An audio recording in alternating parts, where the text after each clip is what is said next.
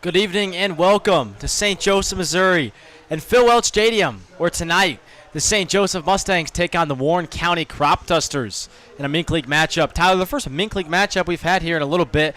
The Mustangs had a couple off days and then last night took on the U.S. Military War Dogs in a very nice game. So tonight, the first time in 3 days where they were playing a serious game, and for a team that's been playing nonstop all summer, it's going to be interesting to see how they react and, lock back in for these serious games. Well, it might be nice to get a rest for them, and you have to keep in mind the Mustangs are 31-6, but the last 2 weeks of baseball has not been the best ball they've played all year. That 3 days off might have been a great break, and even yesterday when we played the War Dogs, it was a chance for the guys to reset. You had a lot of pitchers in the lineup, a lot of defensive guys pitching. Kind of made the team relax, have a little bit of fun, and that might be the spark they need to now start winning games. And we actually have 3 games in a row against the Crop Dusters. Kind of a blessing for us late in the season as we're still jockeying to secure first place in the Mink League. But we have games against teams that aren't quite as good. And then down the stretch, we're going to play Clarendon twice. So that's going to be something to watch out for. But at least now we can work with a team that's not really in a position to dethrone us. Yeah, right now you're going to look at Landon Reith and his stats on the year. Reith has pitched not great this year for the Mustangs, but he's had moments where he's looked good. Tyler, looking at his stats, looking at what we've seen from this year, what can we see from Reith tonight? Well, Reith, the one thing he does is keep his walk rate low. I found, though, at least in his previous starts, his walks come in bunches. So he may have an inning where he goes 2-3 innings, be fine. In the 4th inning, all of a sudden, walk 3 guys in an inning, and then that piles up. So it's going to depend on when Landon Reith does have those free passes, and if he's able to, 1, limit them, and 2, have them not pile up, I think he'll be successful. Typically, he can cruise the first 4 innings, and then he gets a little bit later in the start, and that's when he starts to struggle. Yeah, Reith in his last outing through 4 innings versus Clarendon gave up 5 earned on 8 hits and no walks. So tonight, hoping for better fortune for Reith and the entire Mustang squad. Leading off for the Crop Dusters, that's Rapp, who shoots one right to Glick at first base. Going to have to flip it to Reith for the first out of the ball game. So quick work of Rapp for Landon Reith on the mound. And good start for the Mustangs. Interesting, got a swing on that. So Landon Reith, a lefty in a low 3/4 slot, a lot of run on the fastball, and still got it in on his hands. That's a pitch I think Asa Rapp would much rather take, as it started inside and then cut back toward the plate. But you shouldn't be looking for that on a 1-0 count. Peyton Fort stepping in now. And if you look at Landon Reith's stats, the one thing I see is the high opponent batting average.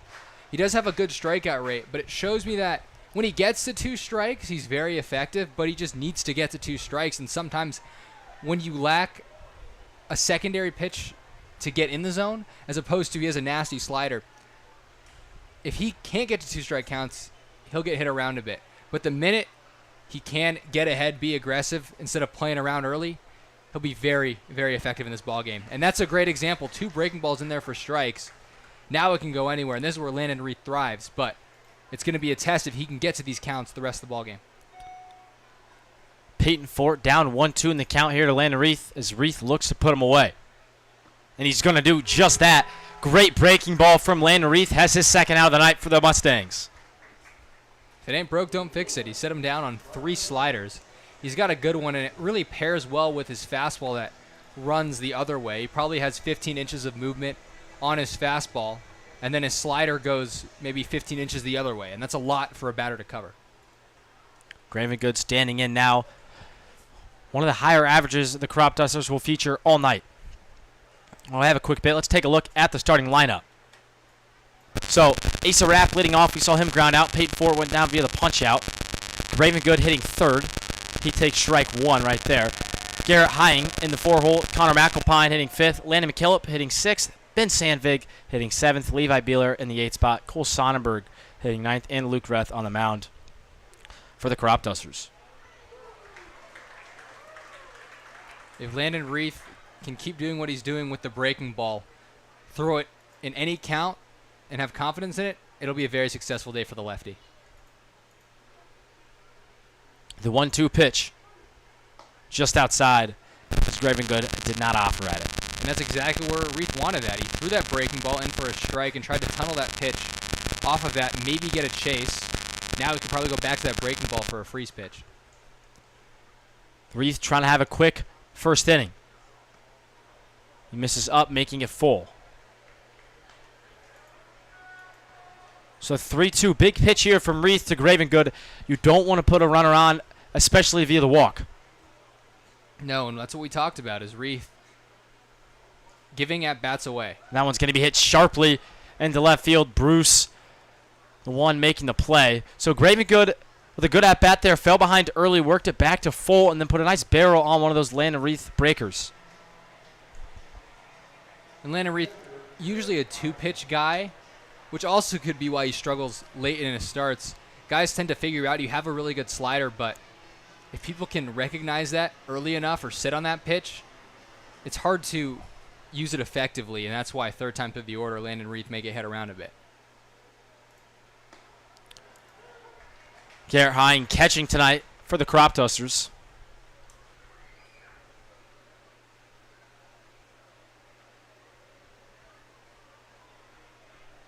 Hanging on the year, batting .225. Although an on-base percentage just under 500 at .475. Tyler, what does that tell me about a hitter, despite the low average, still able to find ways on base? One thing I was going to say, it usually means a lower strikeout rate, but that's not the case with Hine. What it does, he battles at least, puts bat on ball in order to foul pitches off. That one's hit well out into that left center gap. Bruce cuts it off, and he's going to do just enough to keep those runners from scoring. So first and third now. Reith had 2 quick outs to start this first inning, and now thanks to Garrett Hang and Caden Gravengood, he's in a bit of a jam. Breaking ball caught a lot of the plate. Good job by Hang to drive in the gap, but also a good job by Easton Bruce cutting that ball off. I don't think the runner was going to score, but at least keeping the guy at first.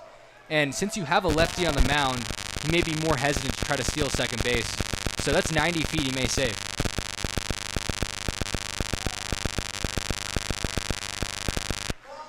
Reith really attacking with that slider. Yeah, he's going to it early and often here in the first inning. We'll see what he puts guys away with. He's already done it with a slider, but I wonder if that fastball might be his go-to. Nice. Well, that was off the foot of McAlpine. So the bases are going to be loaded.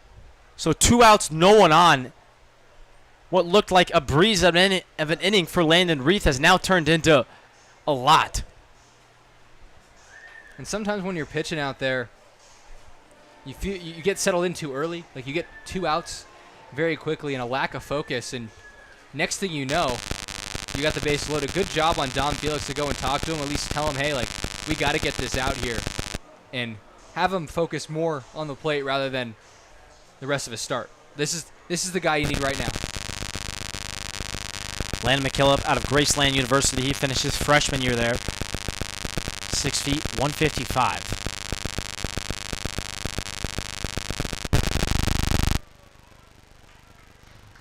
Another thing in Landon Reith's starts is he tends to miss bad. Like, he'll either be in the zone or throw non-competitive pitches. He's able to dial that in a bit, make people offer at it, or at least think about offering at pitches. He'll be a lot more effective. There's strike 1 from Reith, and that's a big pitch. You do not want to fall behind 2-0, especially with the bases loaded. Might have been a little changeup.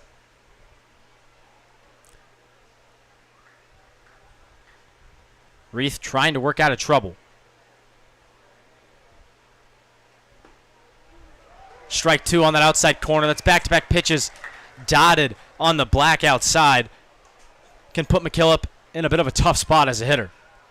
And that slider's been devastating so far this first inning. But when you spot a fastball and a changeup, it opens the door for anything. And if you're McKillop, you're guessing. Big pitch here from Reith. The 1-2. Outside. And that's a more competitive miss than what we've seen, because his slider may start in that same tunnel, so it looks like it could be that slider ends up being a fastball. Now you can go to the slider and dot in the outside corner for a strike 3 looking. You want strike right here, and that is strike 3 on the slider. Beautifully pitched there from Randon Leith. Well set from Tyler. Reith able to work out of a bases-loaded jam here in the first inning. Got himself in and out of trouble. Overall, the Mustangs keep it tied 0-0.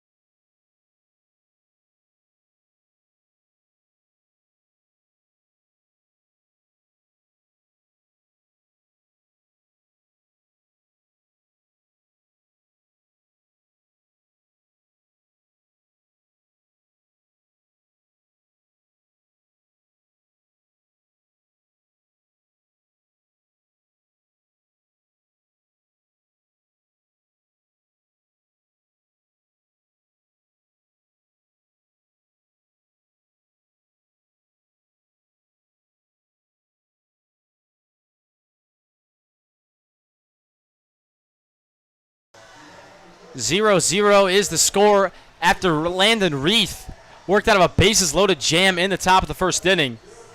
So, big-time pitching there from Reith to keep this score knotted up at the zeros. Going to take a look at the Mustangs starting lineup here.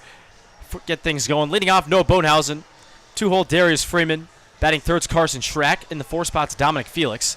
5-hole, Mason Holton. 6-spot, Trevor McCullum. Following him is Easton Bruce. Jackson Glick hitting 8th, and Trim Bodenhausen hitting 9th. And then, of course, Landon Reith on the bump. So now, with how hot Bodenhausen's been, both the first and second hitters in this Mustangs lineup well over the 300 mark on the year. The Mustangs lineup 1 through 5 has basically been the same. I'm curious to see the production out of the 7, 8, and 9 holes tonight, Charlie. You got Jackson Glick and Truman Bodenhausen. And I want to see how they can, for Easton Bruce as well. If those guys can put together good at-bats, that'll set the table for the top 4 or 5 guys in the lineup. And that's going to be my key to the game is production through all 9 spots in the order. Pitching tonight for the Crop Dusters, Luke Greth. He pitched already once here this season at Phil Welch. It didn't go too hot for him. Final score of that game was 15-1 for the Mustangs. Greth threw 3 innings, gave up 7 earned, 4 walks, and 9 runs. So, not a great start from Greth, although on the year, numbers not looking too bad. Alarm bells are ringing when I look at those stats. The .458 opponent batting average is absurd. As well as the 8 ERA, he's only struck out 12 guys in almost 25 innings. So he doesn't have nasty pitches, so he tends to pitch to contact, but when he does pitch to contact, he tends to give up hard contact.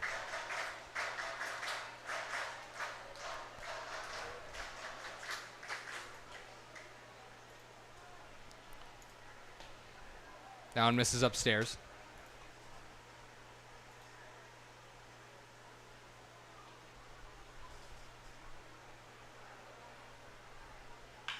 That one hit well from Bodenhausen out to left field, but it's going to be camped under and caught by Fort. And if you're Bodenhausen there, not too upset with that. He got a lot of it just right at the guy. But that's going to boost the confidence. Also boost the confidence of the rest of the Mustangs lineup. Again, Greth, we've seen him before, hit him well before. And hitters, be ready, because he's going to come after you, and he's not going to come after you with anything crazy in terms of his stuff. Darius Freeman, one of the harder hitters to face in this Mustangs lineup. Greth gets ahead of him at 1 before the ball's thrown out past him, the sun. It's always funny to watch these away teams come in and look clueless on just a game of catch between the catcher and the pitcher strictly because of the sun. Yeah, even Landon really struggled a bit too, and he's used to it. So it just shows you how hard it can be to catch a ball at Phil Welch. At least in the first couple innings. Yeah, in about 2 innings, all of a sudden the shortstop becomes the one in trouble.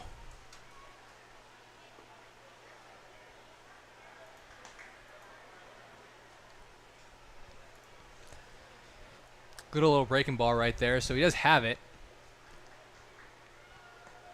Good changeup from Greth. Evens things up 2-2.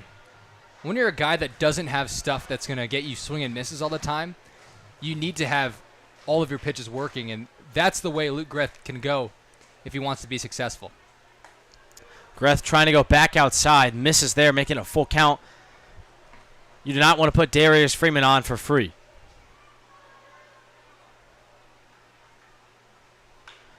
Freeman's going to get some good wood on that one. Hit it well out to center field. It's back, but caught on the track by Ben Sandvig out there in center field.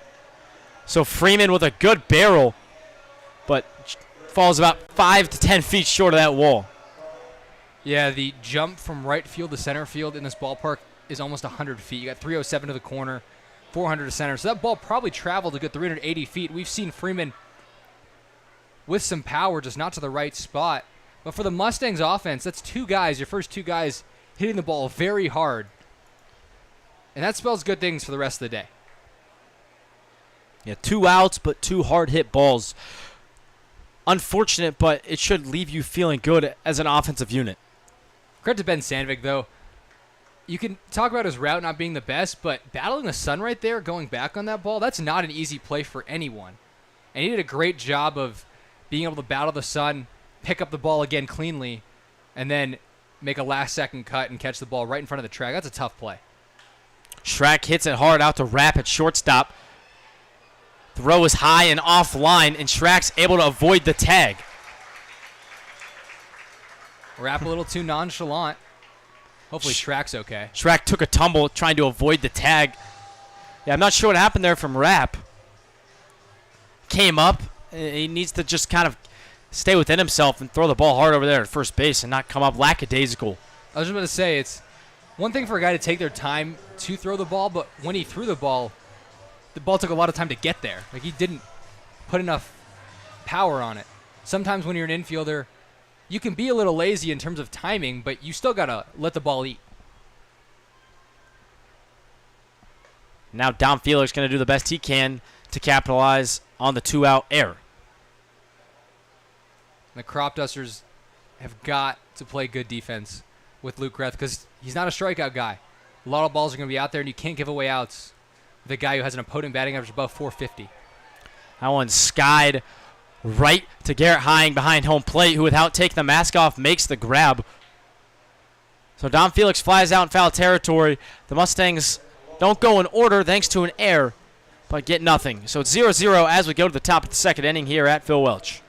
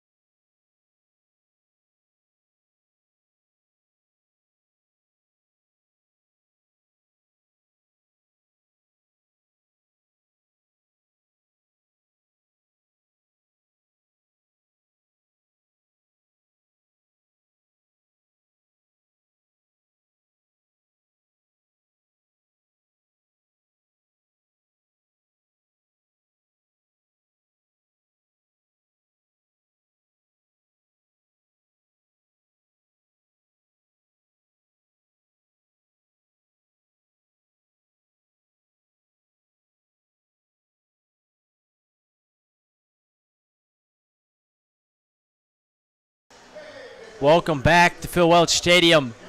As we head to the top of the second inning, 0-0 is the score. And I think we're lucky to say that as Mustang fans, as the first inning could have gone a lot better for the Crop Dusters as they had the bases loaded and were unable to get a run across.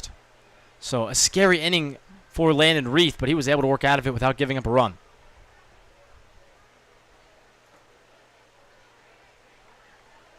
And that's been the struggle for Reith, is when he does have traffic, he hasn't been able to work out of jams.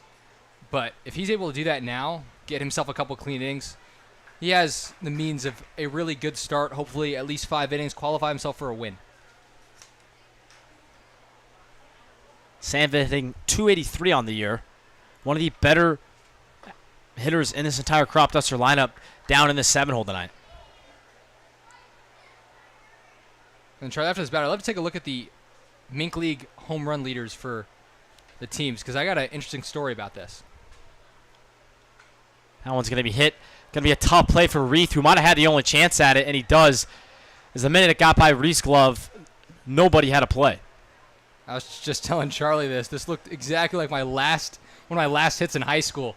Absolutely getting fooled on a pitch, getting it off the hands, doing just enough to get it by the pitcher. It's not pretty, but it's a single in the scorebook. But Charlie, let's take a look at the league leaders for home runs. And the reason why I bring this up is the Crop Dusters, right middle of the pack, they have 7. But the most interesting fact is they have 7 different guys with a home run. So it's essentially power threats. Like you would think, like, oh, this guy's going to go yard. But most of their lineup has the capability too. Sometimes they're teams that have home run guys. That one's hit well to Bruce, coming in, charging, dives, the ball goes past him, and it rolls a good amount. And the Crop Dusters are going to try and get a run. It's going to take an absolute sniper of a throw from Holton. The ball out of Felix's glove. So the run scores thanks to a double, or a triple or double advance on the throw from Levi Beeler. And Bruce, that's a tough decision, because you make that play, you look like the hero. But if you do let that ball go by, guys will run forever. And really, it was a good recovery by him. Mason Holton's throw just a bit short hopping Dom Felix. He corralled it okay, but the minute he tried to apply the tag, that ball popped out. And really, the Mustangs wanted that. Let's hope Landon Reith now can bounce back. It would have been a beautiful relay if Dom Felix was able to come up with the dig. Instead, it's a 1-0 lead for the Crop Dusters here in the 2nd inning. Throw got him by 5-6 feet. Charlie, you're a catcher. Would you have tried to wait back in that catch on a long hop or even come get that? Or would you have just tried to pick the short hop? No, you had to dig. He had no other choice. Just unfortunate wasn't able to make the play.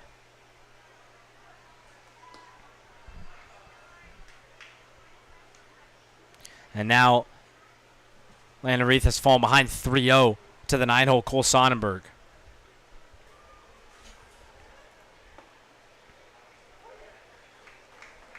You mentioned rest time earlier, Charlie.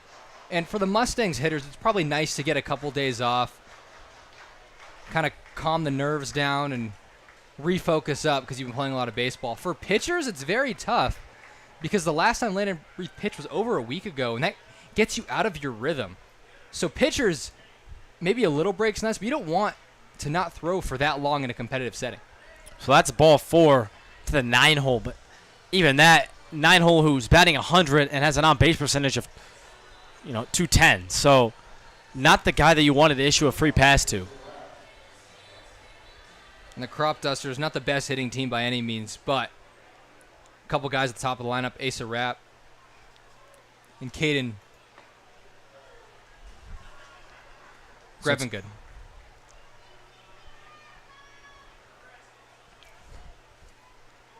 Asa Rapp leads the team in at-bats and hits.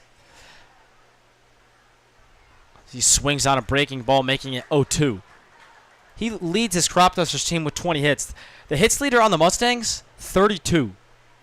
Well, the Crop Dusters have the lowest average in the league, and it's by a pretty wide margin. The 2 guys with 32 hits are Darius Freeman and Jeter Mose. That would have been a good trivia question, Charlie. Who leads the Mustangs in hits? Maybe that's the question. Maybe you forget. That is the question. And I'd look really stupid if I got it wrong still. Landon Reith trying to get Rapp out on a big punch out. The 1-2 pitch inside and gets a piece of Asa Rapp. So everything's falling apart right now for Landon Reith. And I guess it's a good thing that it hit him because that run was going to score. On the bright side, you've set up the force now at any base. I'd assume they go corners in, middle back. You'll turn 2 up the middle, trade 2 outs for a run, but the corners would probably go home to first.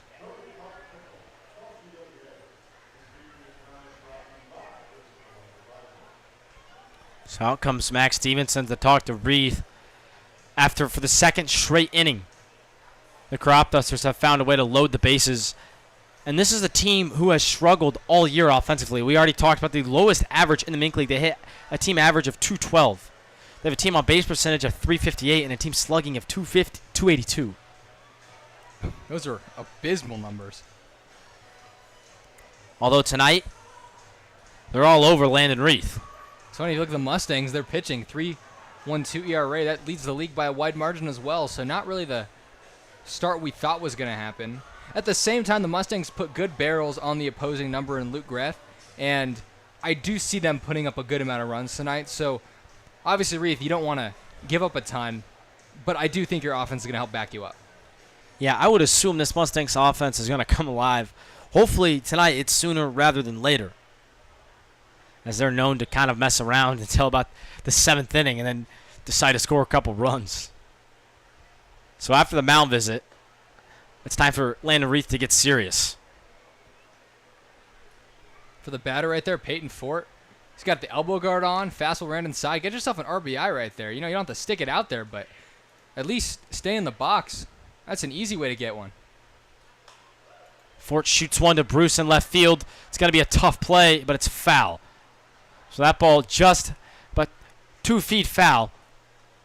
If you're an outfielder in that situation, you would make that catch even despite the run scoring on the tag simply because of the situation. Yeah, with the bases loaded, and that ball's hit to left field as opposed to right field, so now the guy on second's not going to move up 90 feet. So it'll be first and second with 1 in and 1 out. I would probably attempt to make that play.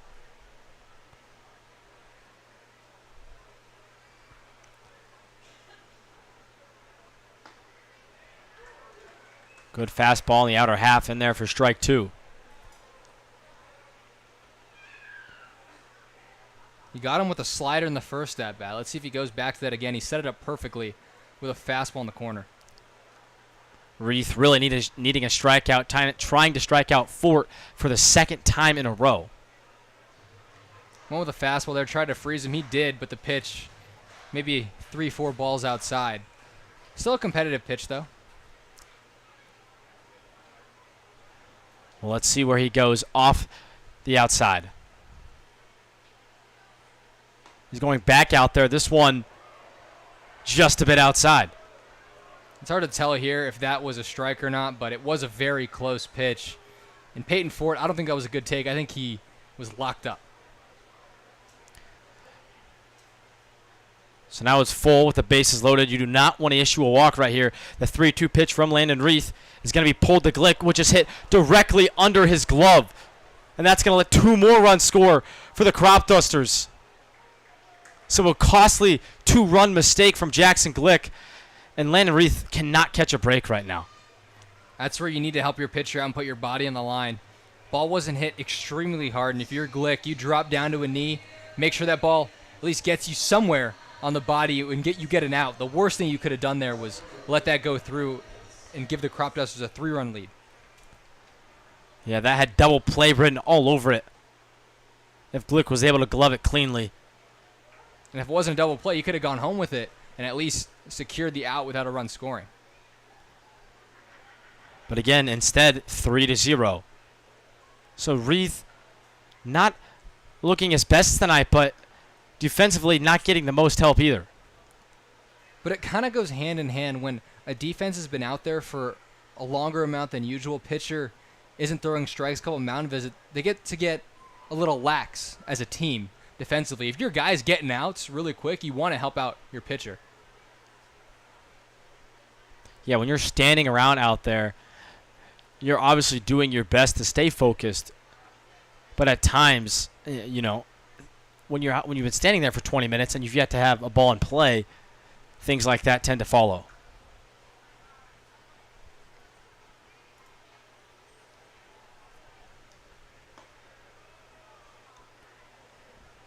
So now it's Cade Gravengood. In his last at-bat, he singled to left. And he was the one who started the 2-out rally last inning, which led to the bases getting loaded.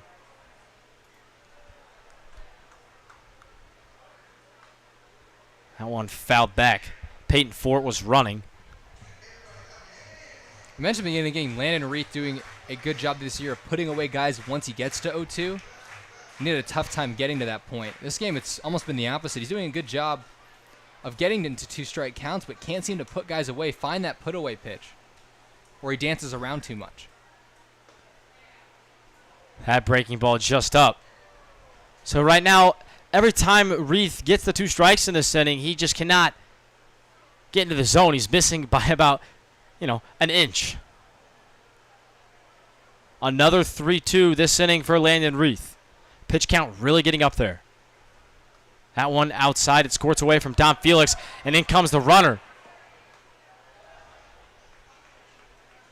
So that's number 30, Asa Rapp scoring on the pass ball on Dom Felix. So not a lot of help from the defense this inning. No, but Reith again still allowing free passes, and his misses aren't competitive at all. I mean, that's a 3-2 count, and that ball's nearly over the hitter's head. As long as this inning's felt, there's still no outs. Just about to mention, it's the 7th guy to come up. Excuse me, the 7th guy in the inning? Or the 9th guy in the inning? The 8th. 8th guy. Right in the middle. No, excuse me. The 6th. 7th. So my first guess Yeah, was you were correct. correct. 7th batter is Garrett Hying, who's catching tonight.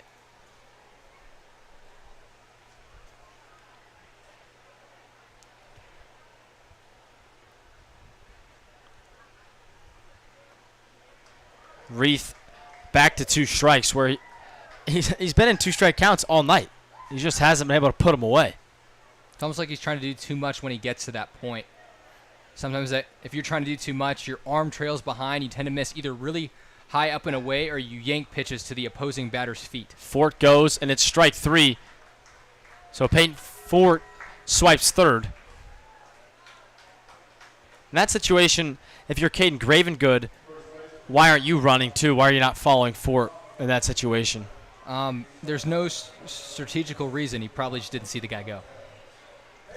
Yeah, I was going to say he probably should be standing on second right now. And with the lefty Reith, he may not be going automatically. Or he is. So I think that kind of shows us that Gravengood should have been running in his last at-bat, but wasn't. And Reith, if you trust that pickoff move, that would have been a good time to do it. It doesn't even have to be a good move. He's going on first movement. And maybe your defense can either, 1, get the guy in the rundown, get you an out, or 2, cut the guy who would be trying to go home. In steps Connor McAlpine, who was hit in his last at-bat.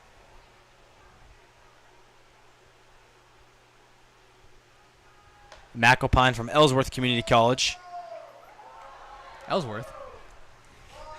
That was the name of my dorm I stayed in this year. What was it, like 10 square feet? It was well-sized. 12 square feet. The 2-1 pitch to the Ellsworth Community College project. Not only are the Cropters finding ways on, but each at-bat has been at least 5 pitches, I feel like, if not more. Reith has thrown a lot of pitches this inning for the Mustangs. Trying to get out number 2.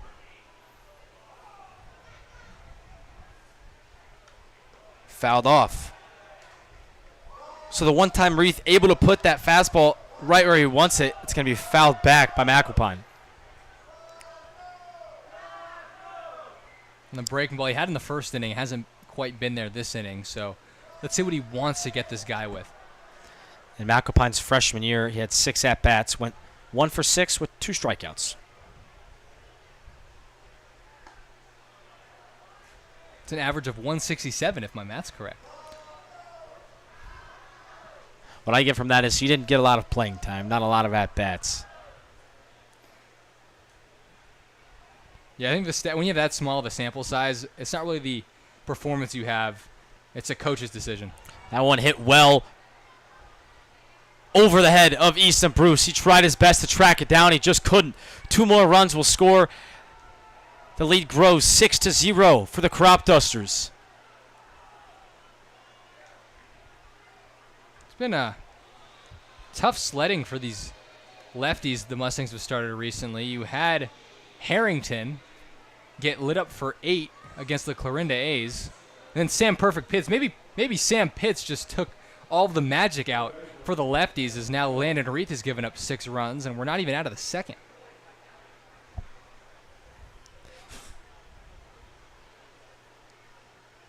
There's yet to be a ball put in play this inning that has been out.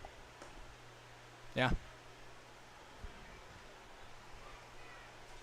The one out being a strikeout to Garrett Hying.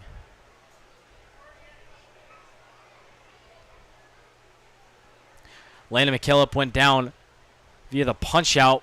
He watched a slider with the bases loaded in the first inning. Seems like forever ago at this point. If I'm Max Stevenson now, if Landon Reith doesn't get this out, I would go to my next arm out there. Yeah, just not Reith's day. I believe that's Andrew Clark, who's getting hot right now. We've seen him a lot of this year. Anytime the Mustangs have needed a longer relief situation, they've gone to Clark, and he's performed well for him. I believe he was the guy that took over for Aaron Harrington against the A's. Yes. And ended up working 5 innings out of the pen. Did a great job of at least making the game somewhat competitive.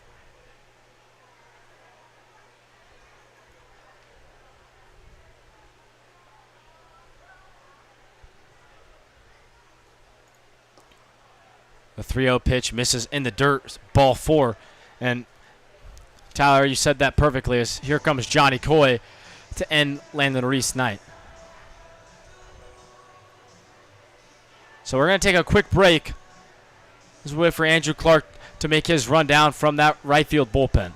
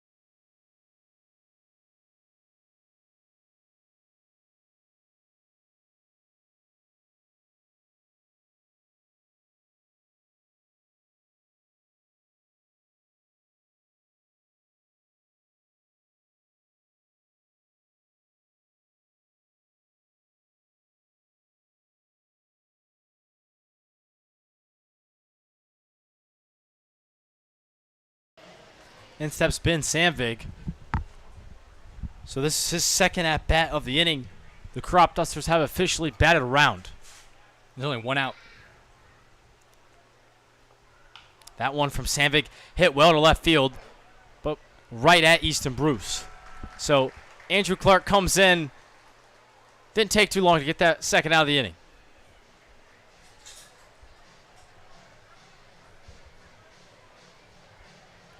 Clark, we mentioned, came in relief in his last outing. That was against Clarinda, the second best team, in the Mink League. They're playing like they might be number one right now. But Andrew Clark, he threw 4 innings, giving up just 1, striking out 2. So that's a very good relief outing from Andrew Clark, and hopefully he's able to do the same tonight. Keep this game close. Let the Mustangs crawl their way back into this one. Yeah, only 2 walks in the 4 innings. Was around the zone and pretty efficient out of the pen.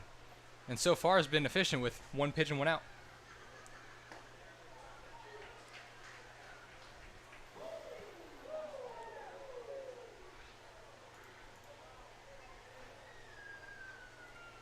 Levi Beeler doubled already in this inning.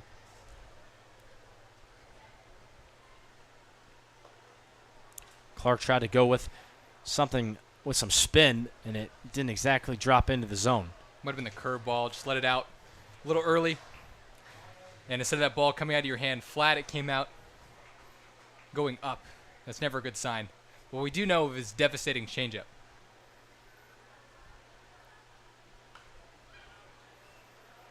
And Charlie, I think he's going to throw it right now. Yeah, Clark, one of those rare pitchers who his best pitch is the changeup. He goes to it early in counts, late in counts. He gets ahead with it. He puts guys away with it. And right now he's trying to put Levi Beeler away with it. That one hit well, and it's going to be down for a single to center field. So Trevor McCollum bobbles it. So there's no play at the plate. So the second hit of the inning for Levi Beeler. It's got to be a good feeling for Levi. Batting .219 in the season coming in and has 2 hits in the same inning. Yeah, Beeler hasn't had the greatest season, but a double and now a single with an RBI attached. Pretty darn good inning. It's funny, the Mustangs in first place by about 3 games.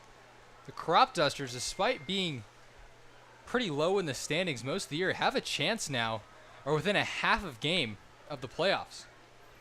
So they have a lot to play for, and they play the Mustangs the next 3 ball games. Yeah, the Crop Dusters aren't in the greatest spot when you look at this. When you look at the standings, because they're down. They're out of the playoffs right now, and they, like you said, they have to play the number 1 team in the Mustangs 3 more times. This one hit to Holton, should get us out of the inning, and it does. So finally, the top of the second comes to an end. It took way too long. When it's all said and done, the Crop Dusters lead it 7-0.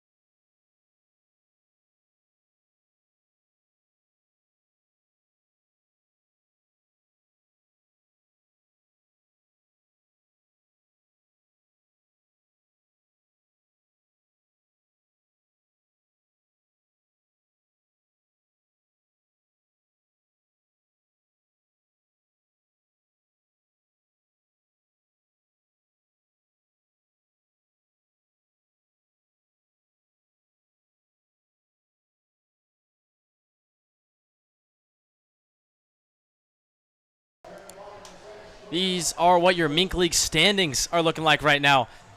We were talking about it as the last inning came to a close, but the Mustangs in first. And the Crop Dusters all the way down there, almost in dead last.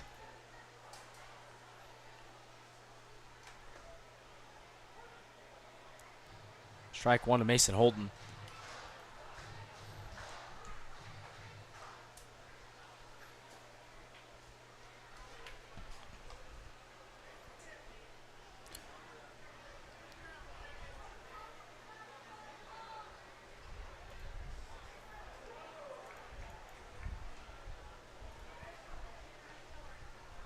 Well, you're down 7-0, so at this point, with this much game left, and as Mason Holden cranks one foul, you can either kind of roll over and it's going to be a really long night, or you can try and put some hits together and just, crawl back, get a couple runs here and there, as getting 7 in one inning is very difficult to do. And normally I'd agree with you in terms of chipping away, but Luke Greth is the type of pitcher, opponent batting average over 450, that would be the kind of guy that can give up 7 runs in an inning based on hits alone. Good pitch there from Luke Greth. Sends Mason Holden packing.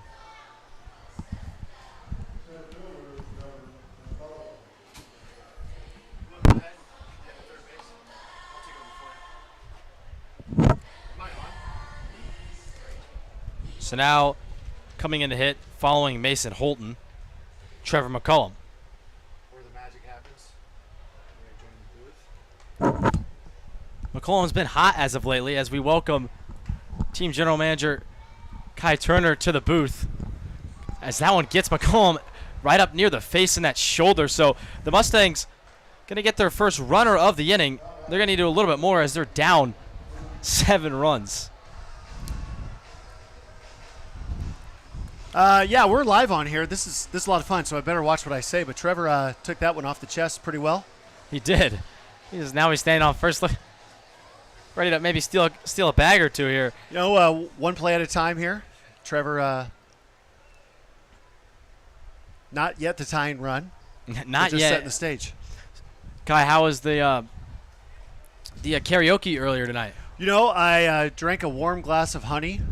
And I think I did well, so I hope I don't know. We were probably away on commercial. We were on commercial. But, I sang the karaoke classic Tequila. It's really hard to mess the words up to that one, but you did a good job, I think. Well, thank you for the that. The voice sounded good. My mom always said that, too, when I walked off the baseball field, but I know she wasn't right. So I think I kind of feel that coming from you right now. That one hit well. But nice play, but thrown into left field. Oh, but he's going to third. We have a bit of a foot race. This could be bad for McCullum. Safe. So we'll cheer that call. The aggressive base running works out for McCullum. Down 7 runs. Maybe not the smartest thing, but it works out. You know what? You take one off the chest like that, you do what you want. He's angry. That was an angry run. With the hammer. Angry runs. Trevor McCullum. That was Levi Beeler throwing the ball into left field, so the air will go to him.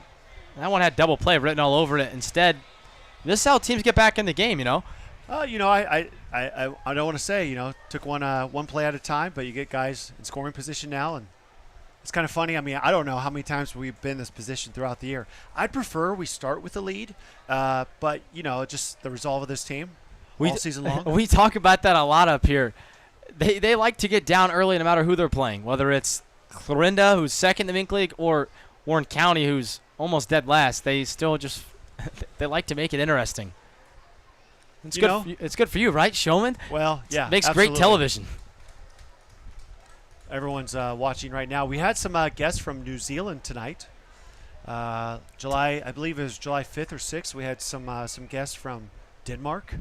We've visited with people from Arizona, Texas, Florida, California recently, so it's fun to see Mustangs Nation and its growth. Yeah, how is that? You see people, like I said, all over the world coming here to Phil Welch. That's pretty special. I'm pretty sure they tuned in on YouTube and heard your golden voice, and they said, "I gotta get here," and that's what it was. That's definitely was it. Glad you agree. That one skied into the air by Jackson Glick. The Mustangs potentially getting their first run. That one gets more shallow by the second. McCullum's not going to test the arm. Kind of like Bradley Cooper and Lady Gaga. Okay. Shallow? Very shallow. In the shallow. You know? I don't know it. You don't know No. the song? I don't. Maybe I'm if I heard Bradley it. Cooper, you can be Lady Gaga. I don't think I know In the the Shallow? song. I don't think so. They won an Oscar.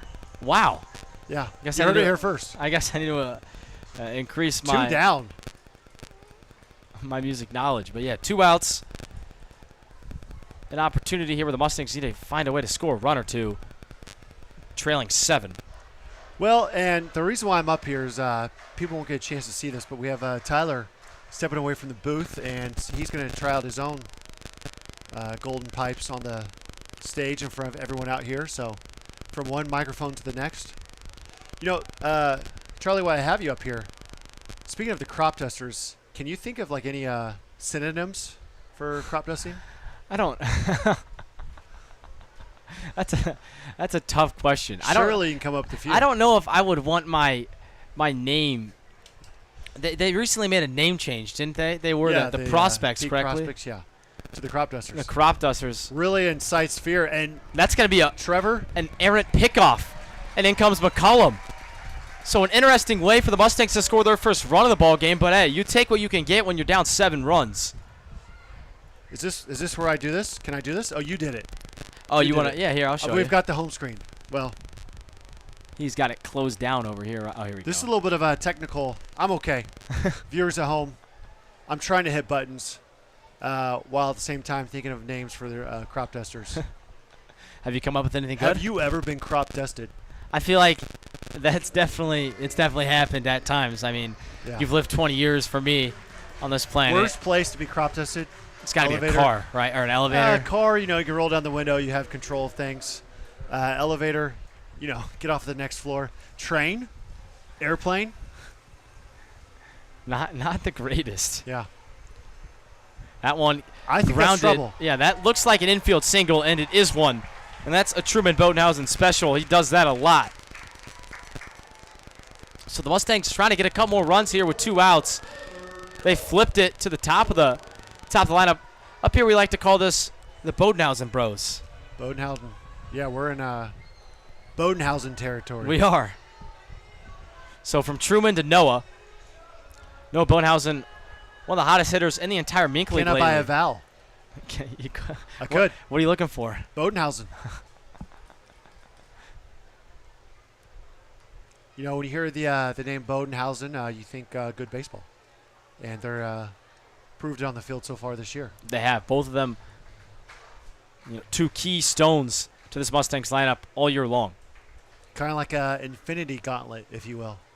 That's a good reference right Yeah. there. Marvel. Just watched the new trailer this morning. Really? The new Captain America. There's another Captain America There coming is out. breaking news all day long. So You learn something new every time I you think tune in. that's why the catcher called Time is to tell him about the new Captain America. Maybe Luke Greth, the pitcher. Excuse me, this is the Bodenhausen brother. You might want to go ahead and just watch what you're doing. Could be our Captain America tonight. That would be nice. We need a Captain America-like hit here from Noah Bodenhausen. Score a couple more runs. Shrink this lead. Well, quickly down 0-2 Yeah. in the count here, but In his last at-bat, Bodenhausen lined out to left field.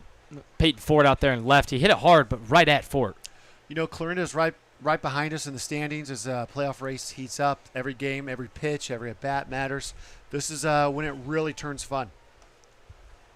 I would agree. I really would. The Mustangs have led the Mink League all year long, although recently their lead has slowly shrunk because of. Yeah, Clarinda's they're there, and they'll win a bunch of games, lose one, win a bunch of games, and Mustangs have had a great year so far, but Clarinda's really turned it on here as of late. I think a good way to look at it is the Mustangs have been the more consistent team all year long, but Clarinda a little hotter right now than St. Joe. Who knows? What matters is once you reach the playoffs, you just want to get there, and then you let the game be played. So we've seen some incredible comebacks, and there's a Well, out. yeah, same as last time for Bodenhausen. So back-to-back at-bats for him where he's flying out to left field. Unfortunate. Although the Mustangs do get one, they trail it still 6 as we head to the top of the 3rd inning here in Phil Welch.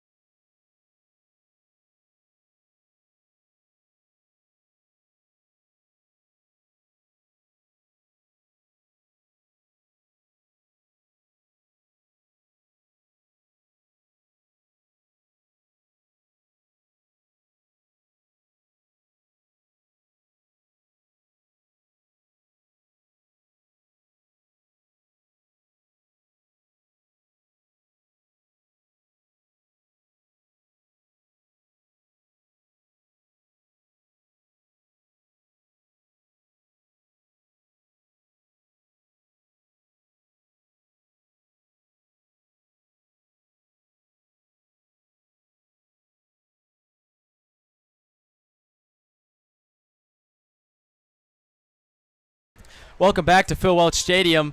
Mustangs trail 7-1. I'm sorry, viewers. You missed Magic. Yeah, well sung from Tyler Well, Bermundo. let's not go that far. But, I mean, the confidence was there, and I think that's what's important. Anything karaoke, I don't care how bad you can sing. If you're confident, I'm invested now. And let's just say I was invested. He was confident. Well, we're only in the top of the 3rd inning, and this game's been on for just about an hour, Kai. It's been a long one. We got a bit of a late start, 7:05. We're right there, so had some dogs on the field and a little bit extended pregame. But, you know, a 7-run inning will tend to do that to you. That's a great way to look at it. The problem is, you know, for us to get back into this, you know, we're going to have to do a little bit of run scoring. We could use a 7-run inning. Maybe this is going to be one of those games that a bit longer than the usual Mustangs game here at Phil Welch Stadium, and that's not going to shorten it, as that's a 5-pitch walk from Andrew Clark to start the inning to leadoff hitter Asa Rapp. Well, you know, we're buckled in here with just 3 remaining regular season home games. We'll take baseball, whatever we can get here. Tomorrow night, a big night here for Phil Welch, if I'm not mistaken. Is that Taylor Swift night tomorrow? Taylor Swift night, Missouri Western State University night. We've got a lot going on. Giving away some concert tickets, and of course, we've got the Crop Dusters back here as well. So we'll see what happens. Here's Tyler's walking back in. He didn't have to wait as long for that half inning. No, I did not. You know, my time has been spent well here with you, Charlie. I appreciate it, but I think we're gonna hand this back over to Tyler. We loved having you up here in the broadcasting booth, Kai. Pleasure as always. You might have to ask Tyler about his worst place to be crop dusted. That was a conversation, Tyler, as you get back into the game. What did I miss? Kai like to bring up synonyms for crop dusting, and the worst place to be crop dusted at. What was the synonym? We never really got to that. Okay. But it was a subject of discussion. And I think we shouldn't get to that. We'll leave that one in the bottom of the 2nd inning. Now, Charlie, I don't want to be maybe overconfident or cocky, but if we win this game, it has to be because of the top of the 3rd inning performance. Yeah, we tried to give the viewers at home a little look at your performance. You looked like you were enjoying it. I was, Charlie. I really was. Meanwhile, you were gone. The Mustangs managed to get one. It was an errant pickoff throw that led to Trevor McCollum coming in to score with 2 outs. One thing I want to mention, actually, is the atmosphere at Phil Welch. When you're not in this broadcast booth, a lot of the sound doesn't, tract in here. Like, we can't hear it as well. You're down there, crack of the bats, pop of the gloves, and the cheers. It's honestly exhilarating, I must say. That one, a loud crack, but foul. So Peyton Fort and a longer at bat following Asa Rapp, who reached base thanks to a 4-pitch walk by Andrew Clark. Another thing I can say, because I had a really good angle, is last half inning, I believe it was Truman Bodenhouse at the plate. He had an infield single. He did, infield single. He actually hit the ball twice. Like, he fouled it off and then kept his swing going. The ball bounced and then hit his bat again, and that's when it sprayed out. I'm surprised the umpire didn't see that. Hey, any way on is what we're looking for here when you're down seven runs.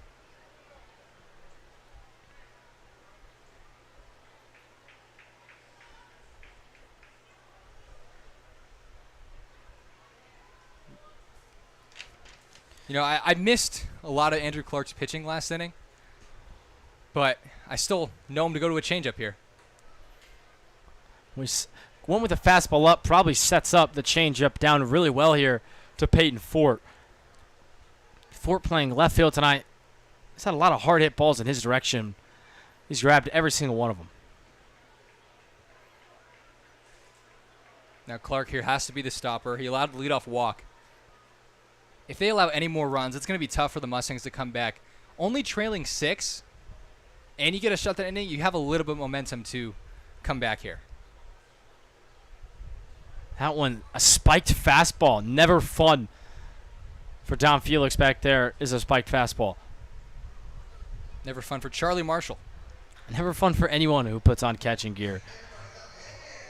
I don't know why pitchers do that. Like, I would never do that. You would never. Never. Or when you call a curveball, I throw a fastball. Like, why would I do that?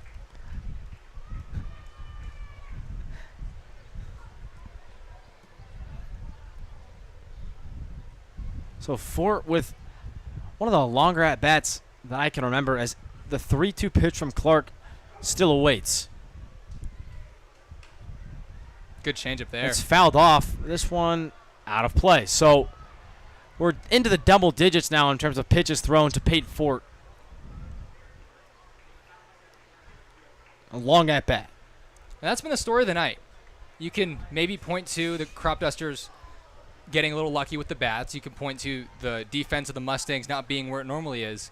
But one thing you can't take away is how many pitches these Crop Dusters have made the opposing team throw. The Mustangs have got to be near the 100-pitch mark in total.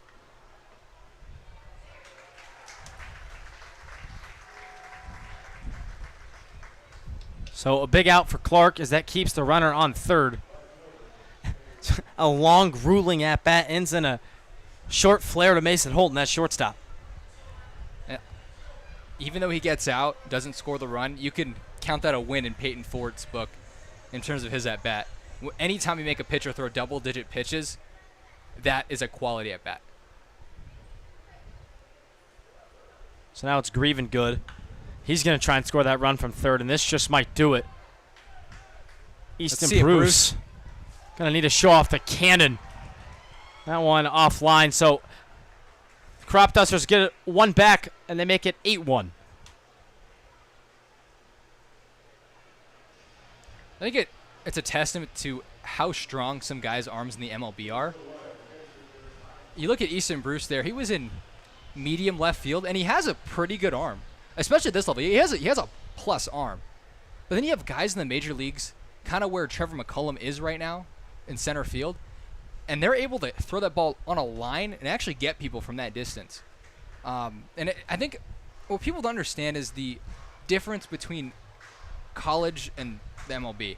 Like, obviously there is a difference, but how much of a difference, it's hard to tell, because there are guys in college that throw in the mid-90s. I mean, Paul Skeens last year in college threw 102. That one might hurt. As Garrett Hine takes one off the rib area. But like as I was saying, just the difference not only in talent, but athleticism between college and pro guys is truly tremendous. This always brings up a good question, though, Charlie. Let's take Tennessee, the team that won the College World Series last year. This year. You put them, like this past season, if you put them on an MLB team, they take the place of the Oakland A's, for example. Now, they get like 10 free wins because they play the Angels, but that's a different story. You replace the A's with the Tennessee Volunteers. How many games are they winning? I mean, that's a good question. They're not going to win a lot. I mean, it's baseball, and one of those sports where you can win as the worst team, and Tennessee, very talented with arms, plus arms. I think LSU of last year might get more than Tennessee of this year. But either way, any college team isn't going to win a lot at the professional level, no matter how good you are. Just because even guys like on last year's team, LSU had players like Paul Skeens and Dylan Cruz's. This one's hit to Holton. This should do it, and it does. So another long inning, but the Crop Dusters only get one. The lead stays at 7.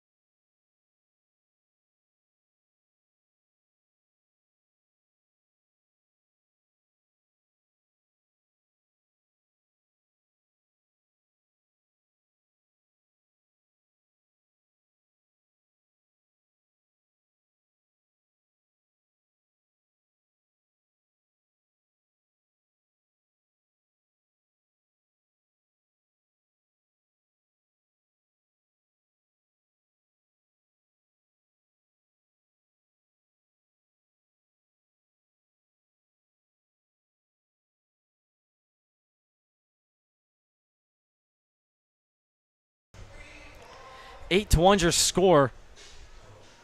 Weird game. Not what any of us saw coming tonight from the Mustang Crop Duster matchup, but it's where we're at. Yeah, I think an 8-1 game would have been plausible in the third inning. I just would have thought it was the Mustangs with 8.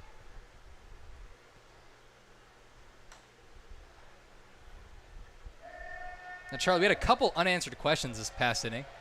So a synonym for crop dusting. I'm just kidding. How many games is Tennessee winning in a MLB schedule? Like, give me an estimated number. I'd say 20.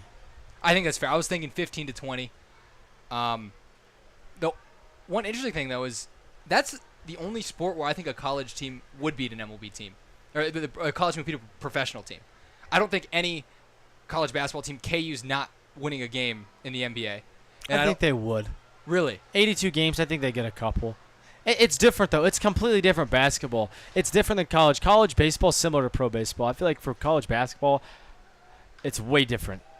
Obviously, if they played 20 games, they might lose 20, but I think 82, they have enough players. And these are, I'm talking the best of the best schools, like the UConn of last year, teams who have two-peated, championship teams who have looked good. I think they could find a way. But, yeah, I agree. Baseball teams, they're way more likely than sports like basketball and football. Yeah, football, no chance. Yeah, they always talk about that, like Alabama, prime Alabama, Nick Saban era.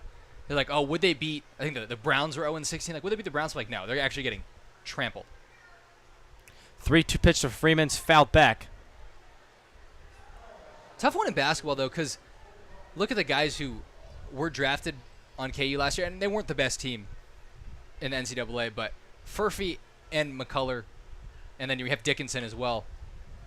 That one's grounded to Beeler at second. Freeman trying to dig it out, but can't do it. So long at bat for Freeman, ends in a ground out.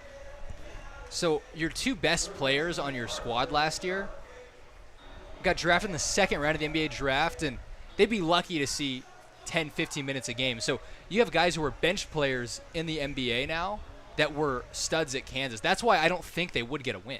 Well, I don't think Kansas's team of last year would get a win, but they weren't very good. But there are teams, I think, that could find ways to win a couple if you gave them 82 games.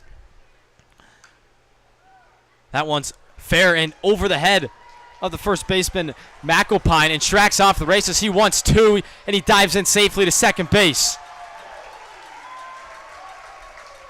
He Showing rings the the flow. bell. Yeah, some nice hair there from Carson Schrack as he helmet came flying off. Normally see the helmet fly off on the slide. That thing fell off before he got to first base, but whatever the case is, he's into second safely. And it'll probably go down as a double, just the hop. He didn't get a glove on it.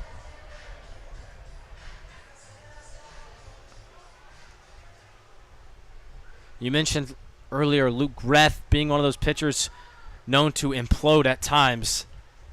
And the Mustangs could use an implosion right here. His implosions come via hits, not necessarily walks. He's only walked 10 guys in 24 innings. It's not elite, but it's still very good. And he's not the type of guy to walk the bases loaded. He'd be the type of guy to give up back-to-back doubles. Don Felix trying to do that right here. Trade places with Carson Schrack.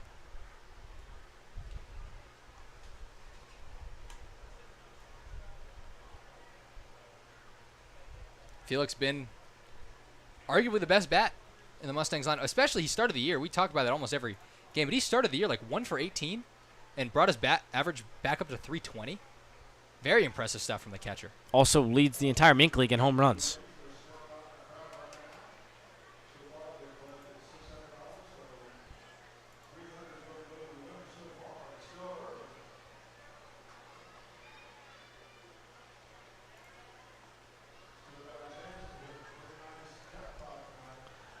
Well, the league leader ahead 3-1 right here. Home run type of count. And we talked about the Crop Dusters. They had 7 home runs, all by 7 different guys. The Mustangs have 7 home runs from their 2 catchers. And that's pretty impressive as Dominic Felix walks on 5 pitches. Greth might not walk a lot of them, but when he does, the Mustangs need to capitalize on it. Yeah, you have 2 guys on, only 1 out. I would love to see the score at least 8-3 as we go to the top of the 4th. Mason Holton, he definitely has the potential to put one in the gap right here and clear the bases. The thing about Holton is that average was a bit lower a couple weeks ago, maybe down to the 230, 240 range, but the OBP has stayed above 420 the entire season. And the 405 slug, that means when he does make contact, tends to be hit hard and in the gap.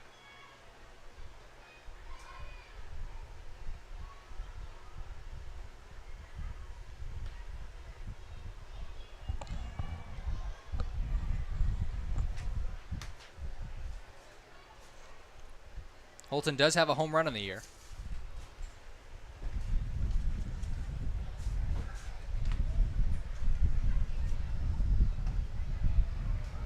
Takes strike 1. Also, I would say Mason Holton's officially a two-way after that performance last night. Striking out the side. Yeah, Holton was one of the plethora of pitchers we saw last night. 2 of them are actually on base right now in Schrack and Felix. We also saw Jordan Black, Trevor McCullum. A lot of guys typically known for playing the field, but last night got some mound action. Yeah, and a lot of those guys like held their own on the mound, but Mason Holton really impressed me. I heard he was a pitcher when he was in JUCO. So a guy that topped out at 91 last night definitely could find some innings if he wanted to work toward that. Well, he's going to get hit in the hip right there. So now the bases are loaded. Makes you a double from Carson Schrack, a walk, and now a hit by pitch. And now here comes center fielder Trevor McCullum. And McCullum has pop, but I'd love for him to take a good healthy hack, but not overswing.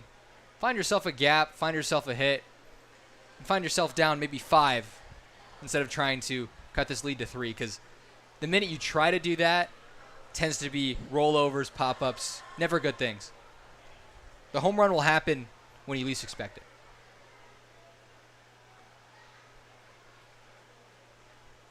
The first time Greff's been in some serious trouble tonight is that one's thrown to the backstop.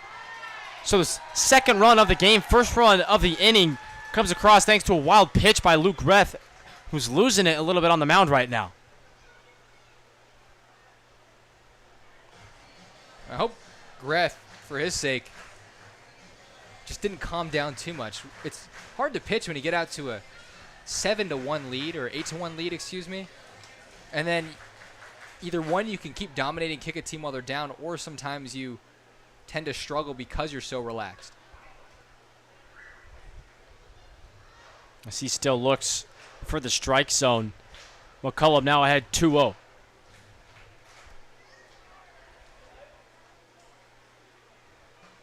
McCullum second on the team in doubles, and that would look very nice right now.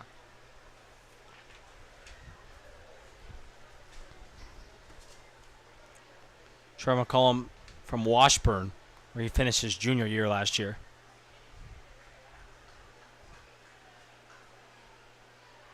Couple Washburn guys in this Mustangs roster.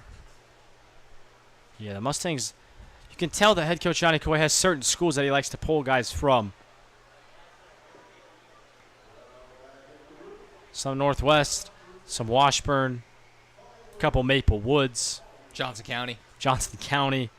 And then, of course, he also, I mean, there's people from all over the country on this team, even out of the country. And Kyle Hepburn from Canada. That one's hit well, but right at the third baseman.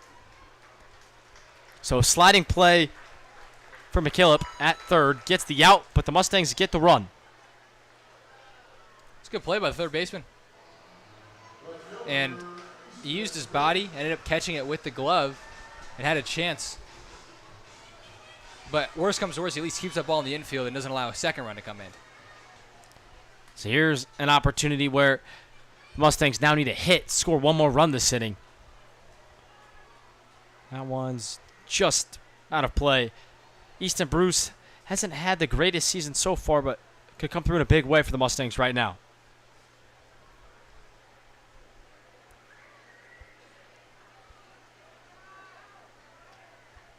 And Bruce batted .314 last year at Washburn, so back-to-back Washburn guys here for the Mustangs. Batted .314 and had a couple home runs in those 77 at-bats, so does have the power. We've seen him hit a couple deep flyouts.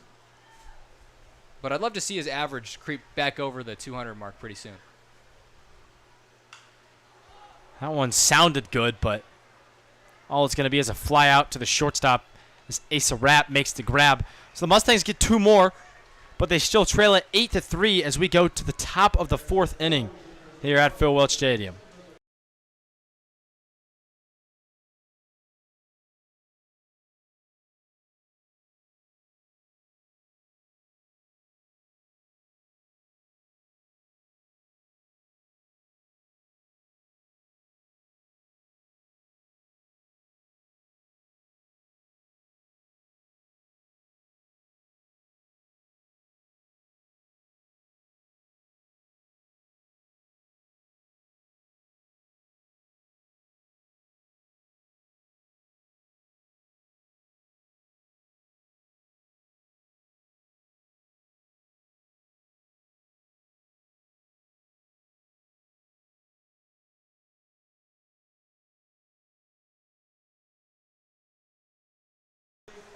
This free broadcast of tonight's game is brought to you by Caleb Wells and HLC Insurance, located here in St. Joseph.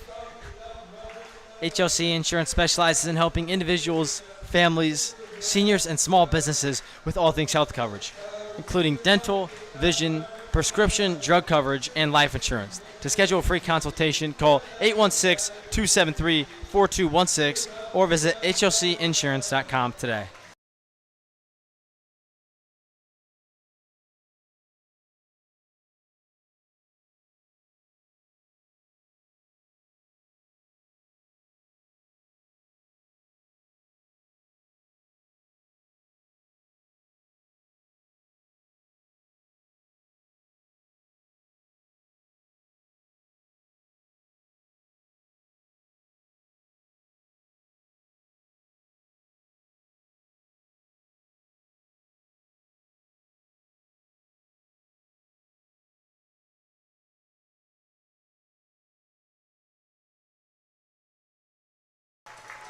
Took just one pitch for Andrew Clark to get the first out of the inning. As that was Landon McKillop grounding out to Jackson Glick at first base. So a good start for the Mustangs as they look to quicken up their pace of play a little bit. So we're about an hour and a half into this one, and we're only in the 4th inning. What to say, if we were going off last night's game, I think we were probably around the 7th, 8th inning. And here we're only in the top of the 4th. We've had some games end around the 9 o'clock mark. Yeah, tonight definitely not going to be one of those games. As if the Mustangs are able to come back, that's going to add even some more time.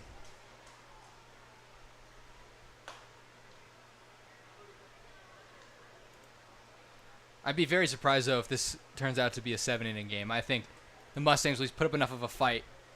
And they're only down 5 right now. They need to be down 5 more for the mercy. But I would have said that, too, once they were down 7-1. The Mustangs have always been the team not to go down easy. Yeah, they really don't like to get blown out. And they haven't all season. Mentioned them and Chillicothe, the two teams that have not been mercied all season, have not played a game less than 9 innings unless they were the team doing the walloping. Doing the walloping is a great way to put it. Ben Sandvig in his first at-bat singled and then flew out to left field in the 2nd inning. So this is now the 3rd time through the order, and we're only in the 4th inning. The guys at the top of the order have hit in every inning so far tonight. It's crazy. I remember we had a game like that a bit ago. It was when they played the Carroll Merchants, lost 15-11. Jake McClure went up for his 5th plate appearance in the 5th inning. He's the batting average leader, and Charlie, after this pitch, why don't we take a look at the league leaders in batting average? Yeah, Jace McClure passes Kai Holiday. They've been jockeying all season. Really, Jake McClure has had the higher batting average all season, just didn't qualify. But now has enough at-bats. It's pretty close up there. No Mustangs quite there. Dom Felix leads the team with a 323 going into this game. There's other guys on the Mustangs who all hit really well. I mean, clearly they have the 2nd highest average in the entire Mink League, but still ways away from a Clorinda who's 30 average points higher almost. Yeah, but they're 80 average points ahead of the Crop Dusters. Yet, not really the case here. They only have 6 hits for their 8 runs, so they've had some help. Well, they've had a couple errors, costly errors, and then some free passes from the Mustangs pitchers. So they may not get that many hits, but tonight they've gotten them when they needed to. It's crazy to think they had the bases loaded in the 1st inning, too, and didn't score. Yeah, 8 free passes so far tonight, and we're only in the 4th inning. And that hasn't been something the Mustangs, really the pitching staff that has been the best staff in the Mink League. And a high game with walks for them is typically around 5, not 8 in the first 4 innings. Really 3 1/3. Yeah. Still plenty of ball game left, too. Levi Beeler, he's the hitter who on the year isn't having a crazy year, but he had 2 hits in 1 inning and just in the 2nd inning when the Crop Dusters did most of their damage. As that one's hit well but foul.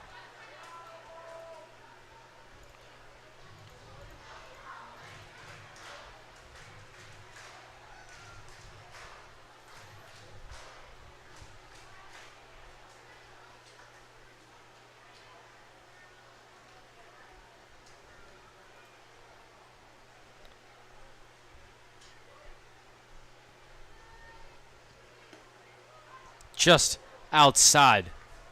So Beeler continues to be tough at bats for the Mustangs pitchers.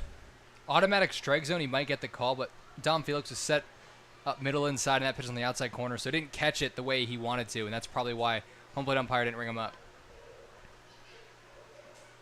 And that's now ball 4 for the 2nd time this inning. And in games where you have a lot of walks, sometimes it's guys that can't find the plate. But all the walks have been more than 5-6 pitches. It's guys that end up battling and making the pitcher throw a lot of pitches, and the pitcher ends up losing them. It's not like it's just 10 straight, 12 straight. It's just a lack of the Mustangs being able to put away the crop dusters tonight, something that other teams have not struggled with all year. The crop dusters have not been a tough out as both runners steal. That's Beeler and Sandvig taking off. And if you're Cole Sonnenberg, that's automatic take. There's no need on 0-0 to swing at that when your guy on second base was about to touch third by the time that pitch crossed the plate.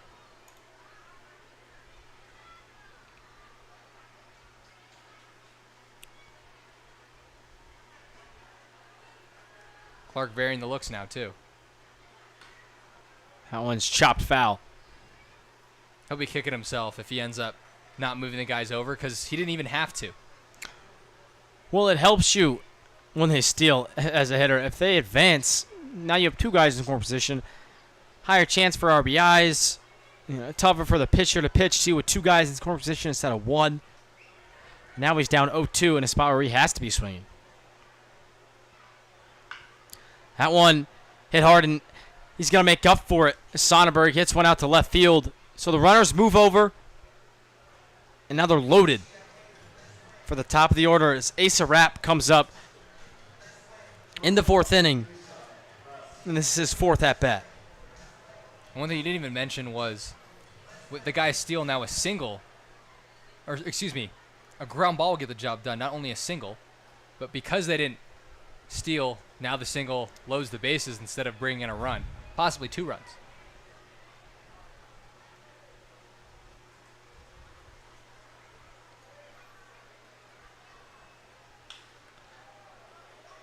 Off the end of the bat, you want the outfielder coming in on it, and that's McCullum. So smart of Bodenhausen to get out of the way, let Trevor McCullum take that one. Because it was in shallow second base territory, but if Bodenhausen takes that ball, there's a chance that Ben Sandvig on third base tags up. Especially being a righty, you might have to take an extra couple steps to make that throw. One thing I wanted to mention, and McCullum was on third for it, maybe half an inning ago, 2 half innings ago. I was down, about to sing my karaoke, but that one squirts away from Dom Felix, so another run for the Crop Dusters. It's 9-3 now here at Phil Welch. What I was going to mention is both guys didn't do the best job of drawing the throw. If you're on third base and a fly ball's hit anywhere, it could even be in the infield if a guy's going back, take 5 hard steps off the bag. See if you can make them make a mistake, have the throw go home, and you never know. That's how you can sneak a run, but it didn't really matter here, though.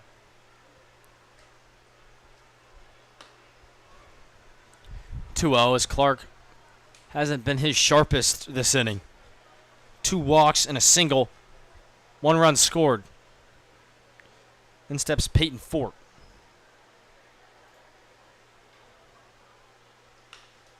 That one lined out to center field right at McCullum. So Clark, again, not his sharpest inning, but only gives up 1. That lead continues to grow for the Crop Dusters. It's up to 6 now as we head to the bottom of the 4th inning.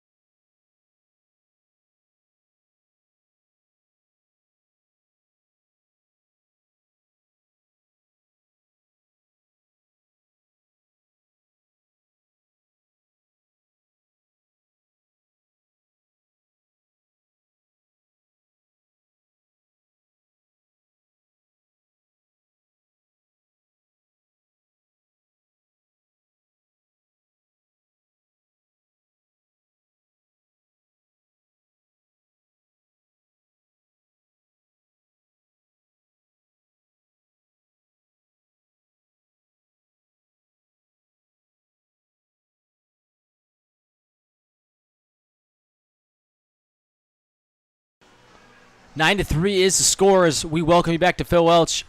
I'm Charlie Marshall, joined alongside Tyler Bermundo. So that's Jackson Glick hitting one out to Levi Beeler to start the inning. So 1 pitch, 1 out.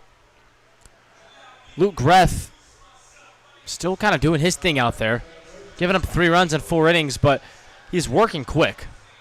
He is. I mean, he's always been a pitch-to-contact guy, but normally when he does pitch to contact, he gets hit around, and tonight, albeit the Mustangs have 3 runs, they only have 2 hits. Pretty surprising. Yeah, it's been an off game for him and just different. It's been the walks that I've heard him a little bit tonight. He's hit 2 batters.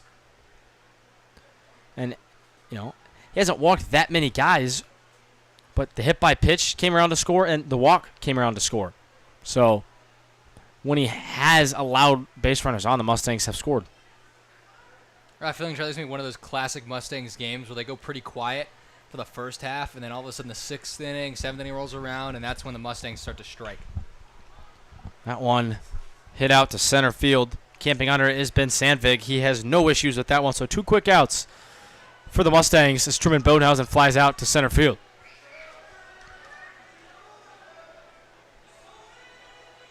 And Greth only with 1 inning that probably went over 25 pitches. Other than that, as mentioned before, very efficient. And that's allows you to work deeper in the games. And with the big lead, not throwing a lot of high-stress pitches either. Bodenhausen, first pitch swinging again tonight. That one flat out to right. So an utterly quick inning. The quickest half inning we've had tonight. Luke Greth gets a ground out, 2 flyouts.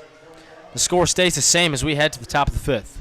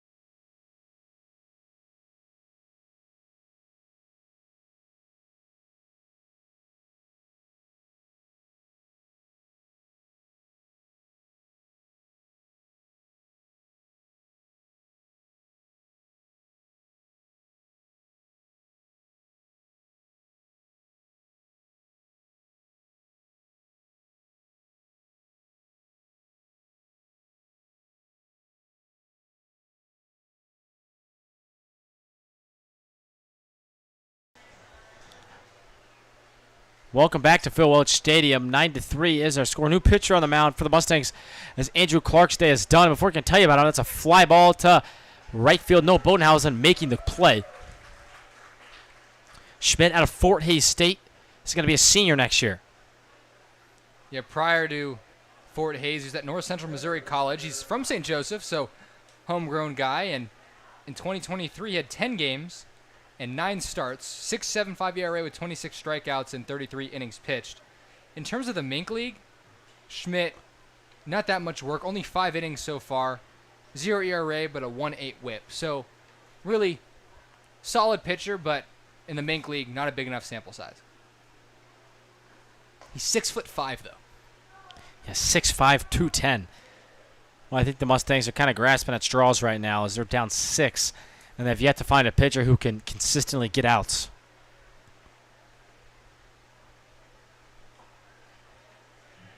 And keep in mind, Charlie, they face this team tomorrow night. And they face them the next, or they have a day off and then face them again. Yeah, as and well. I don't know if the Crop Dusters play them 3 straight games for the Mustangs. It's 3 games against Des Moines in a row.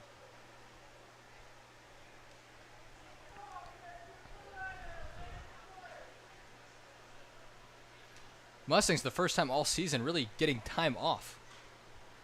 Yeah, and it's always up for that debate, rust versus rest. Do you want to go into the playoffs playing a lot and you're hot and you've been playing, you're used to it? There's no rust in that aspect, but you're not having a lot of rest. Or would you rather be well rested? Because that one's hit fair. Going to be a tough play for Schrack, who gets it there just in the nick of time. So good play for Carson Schrack, retires Garrett Hying. But like I was saying, the rust versus rest, how do you kind of feel on that debate? Actually, well, I know the concept, but I've never heard the term rust versus rest. That's a good one. And in high school, you played 3 games a week, and I didn't feel very rusty. I was still going to practice every day, but that's the biggest difference. There's no practice for a summer ball team. So that's where you might feel the rust. And I think it really depends on where you're playing baseball at. If you're playing 3 games a week, but you practice 6 days a week, of course you're not going to feel rusty. But the minute you maybe get 2 games off in a summer ball league, that might be different. And some of these guys in the lineup might get more days off simply because they weren't in the lineup last game. You're trying to move guys around. And brings a great point. The Mustangs don't need to take a lot of days off because they're able to recycle their lineup so much because they have so many players that are capable of playing all over the field. When they have a roster as big as St. Joe does, you can do that. Also mentioned pitching, though. I mean, we haven't mentioned Schmidt's name in a long time. And when you're a pitcher that hasn't thrown in weeks, that's always tough for you to come back and dominate. But doing's all right so far here.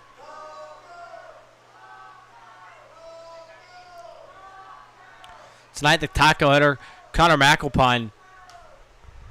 That one's shot straight up. Felix might have a play on it off the netting.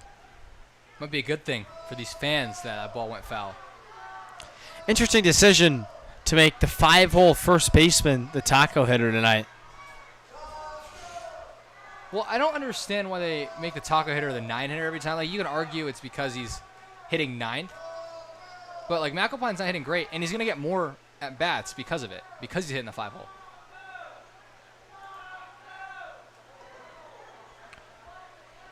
McAlpine drops the barrel.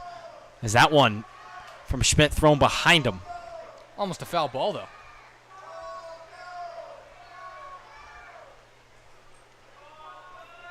Schmidt trying to do what we've been wanting to see all inning. A 1-2-3 frame. Strike 3. Tanner Schmidt, thank you. Quick inning of work for Tanner Schmidt. We go to the bottom of the 5th inning, and for the first time, the Mustangs have a little bit of momentum.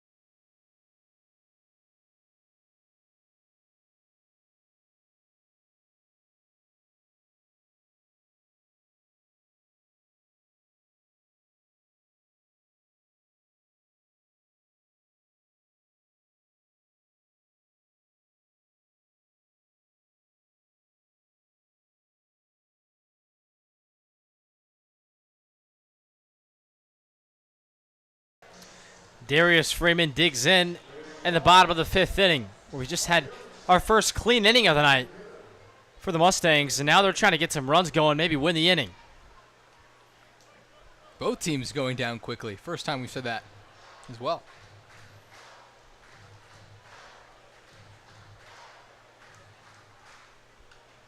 Freeman takes a hard hack. Results in a foul ball.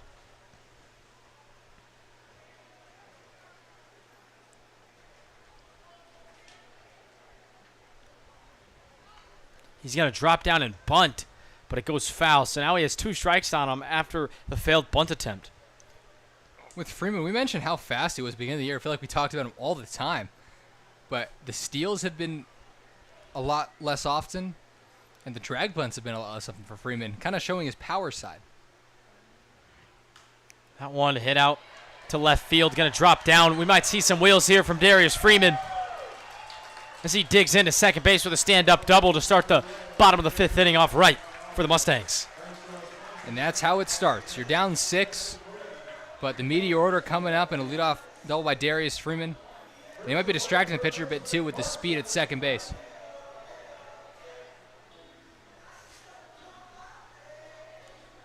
Freeman's first hit of the night. And in steps Carson Schreck.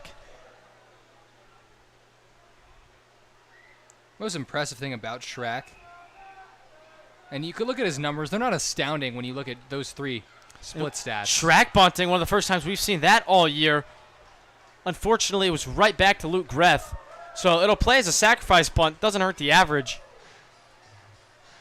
What I was going to say about Schreck before we move on to the next hitter is he has the most plate appearances and at-bats in the team. He has 116 at-bats. 3 strikeouts. That's absurd. At this level, that plate vision is incredible. He's drawn 11 walks and has struck out 3 times. Yeah, that should not be skipped over. That's one of the more impressive stats we've talked about all year long here on the St. Joe Mustangs broadcast. And that's why he's going to Arkansas. Simply the hand-eye coordination. Big at-bat for Dom Felix. He leads the entire Mustangs in average. We would love if he'd show that off right here.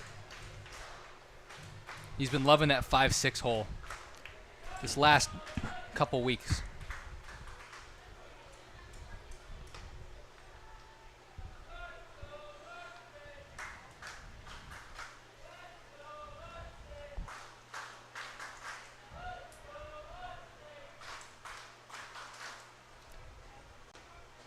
Felix takes for ball 2.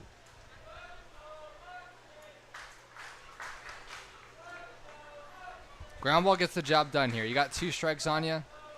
At a minimum, that's what we need.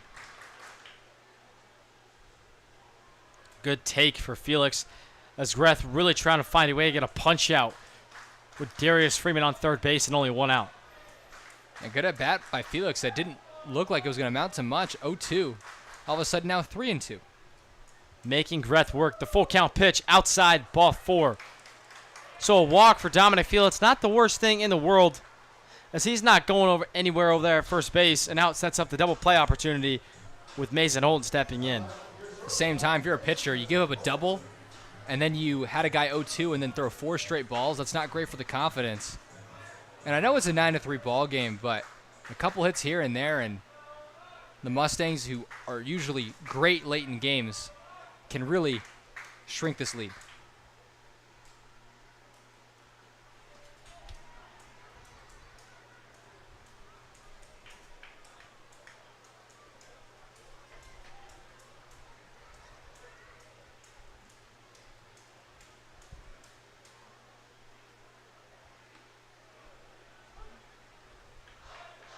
One's the count after Holton takes strike 1. You'd think you're in swing mode here as Mason Holton with a runner on third base and 1 out. Does that change? Obviously, your approach changes a little bit, but you know you're going to be swinging more often, or no?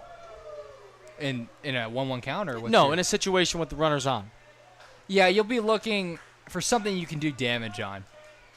Really look for something. For me, it's up in the zone, something inside, and try to get a couple. That one scoots away from high. So Darius Freeman finds his way himself. 9-4 here at Phil Welch. Give Luke Gress some credit for working this ball game. He's gotten to the 5th inning, but he shouldn't be throwing much longer. Really has not looked sharp this past inning.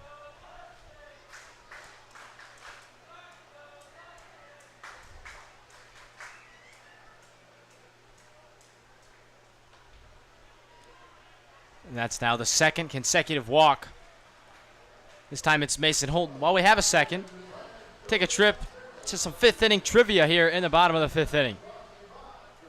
So the question today, Tyler, the Mustangs lead the Mink League with 12 home runs. The first home run on the year was hit by Jeter Mose. Now, which team did he hit that against? Oof. Okay. I remember the home run clearly. Ball to left field. You were on the call for that. Couldn't tell you who they were playing. Now, let's do some elimination. It's definitely not the Baldwin City Blues because he didn't home run on the first night. So, B, gone. Carroll? I don't remember him homering on a loss. So, I'm going to eliminate Carroll as well. So, between Jeff City and Chillicothe, I think it's a toss-up. I called the walk-off against Chillicothe, but if I remember correctly, that was the second meeting. And I also remember they beat the Jefferson City Renegades 3-2 with Tim Teixeira closing that out. And I don't believe he hit a home run against Jeff City. So I'm going to go with Chillicothe, my final answer. Wow. Nice job there from Tyler, from nothing to something. Correct. First time you've been correct in a while. Trivia in a little bit. Take what you can get here on the Mustangs Trivia. Calm down, buddy. So now it's first and second with one out. Big at bat for Trevor McCollum.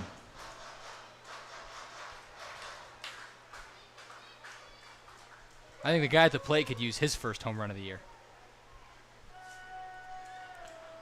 No better time than right now. That one score. It's not a home run, but it's an infield single. No play for McKillop at third base. He couldn't have rolled it out there any better than that. He was only about 330 feet away from that one getting out of here, Charlie. Almost right.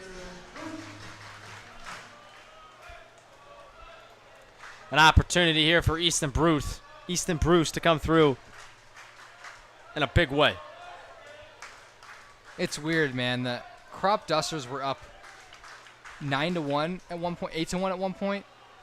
And sometimes when a team's up 9-1, you think the game's over. With these Mustangs, I did not think this game was going to be over. And now's the time to really cut into this deficit. The Crop Dusters, a team in the Mink League, doesn't have a head coach. They have about 4 assistant coaches who work together. As Bruce hits that one hard, it's a charge into right field. Caught at the warning track.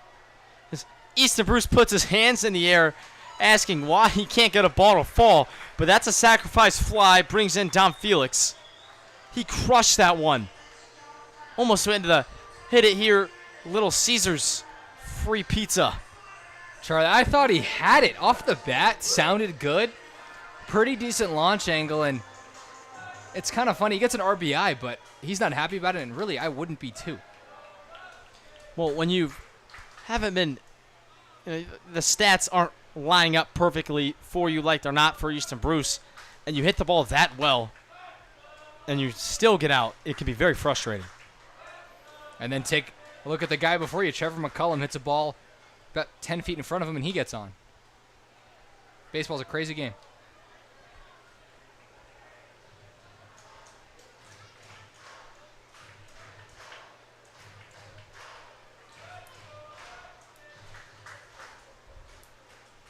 Mustangs need Jackson Glick with 2 strikes to do something in a big-time way.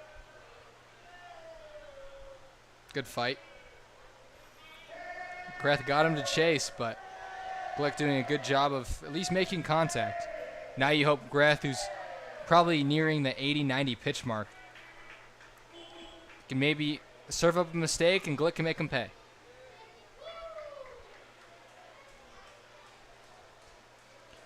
Oh, 2. Glick, chopper to McKillop at third base. Throw beats him there. So 2 runners left stranded, but the Mustangs get 2, making it 9-5 as we head to the top of the 6th innings here on the St. Joe Mustangs broadcast.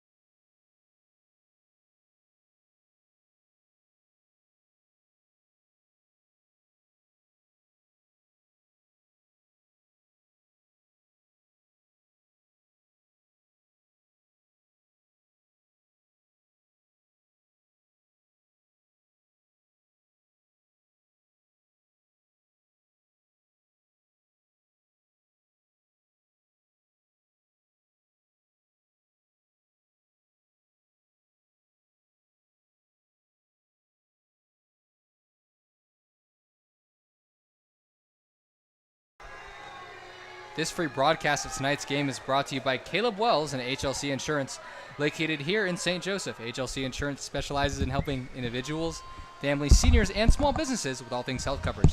This includes dental vision, prescription drug coverage, and life insurance. To schedule a free consultation, call 816-273-4216 or visit hlcinsurance.com today.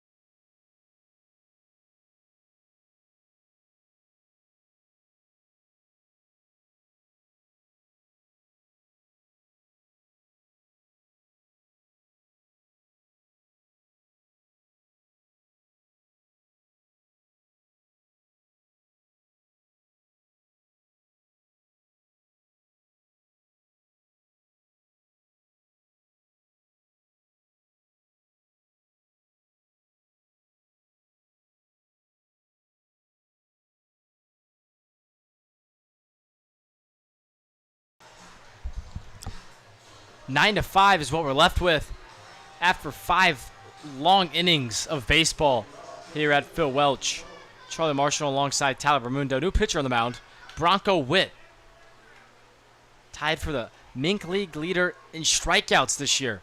He's up there, Char. I'm not sure if he has the lead. I think he's in second. See if I'm correct.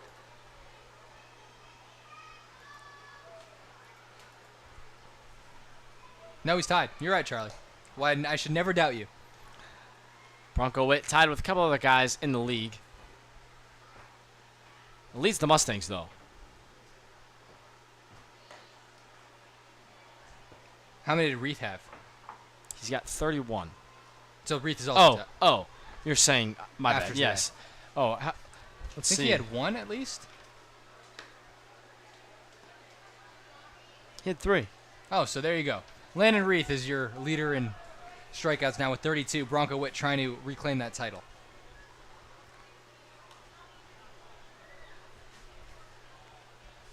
It's impressive for Bronco Whit as a guy who's been a reliever. He's only made 1 start.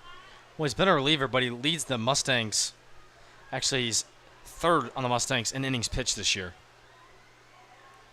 He's tied for in Franco with the most appearances, so he does tend to pitch in a lot of games. That's a 4-pitch walk. If by 4 you meant 6, Charlie. 6, sorry.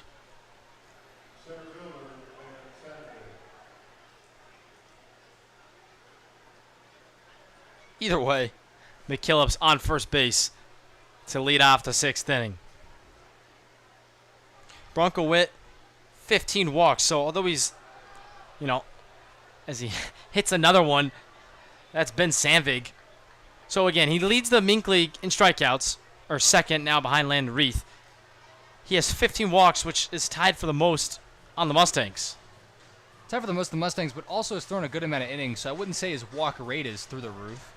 He's walking one guy every 2 innings. That's good for about a 4 walk per 9, which isn't, I would say, good, but it's not bad. Ideally, you want to be less than 3.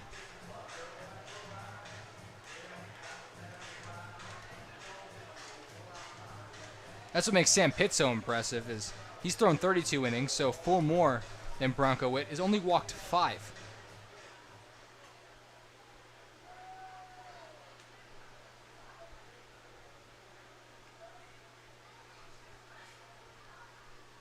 Bronco Whit on the year with a 1.6 ERA and a whip just over 1. So for him to allow 2 base runners to start the inning, it's not like him. He also had a tougher start to the year, so a lot of those numbers came in the first couple of games. Beeler attempting to bunt. He's 2 for 2 tonight with a walk, so he's yet to not reach base.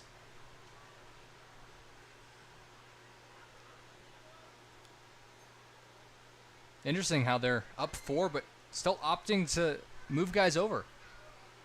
Well, I think they know that the Mustangs are one of those teams that are kind of always in striking distances. A fastball up almost gets Beeler.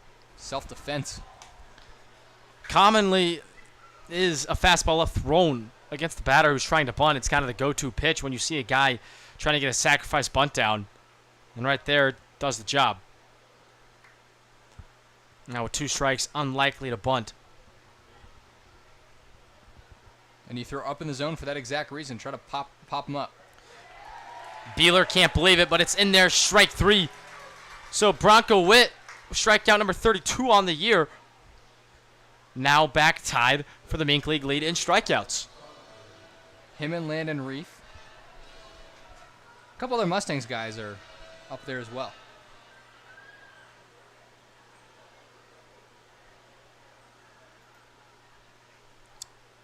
Time called. Not sure by who. It appears something might have been thrown onto the field out there in center field. The Mustangs, a lot of strikeouts as a team, as they have Bronco Whit with 32 now. Denton Biller is 29, Landon Reith 32, Aaron Harrington 27, and Sam Pitts 26. And you saw Andrew Clark, he is 25. And the Mustangs lead the league in strikeouts by a large margin.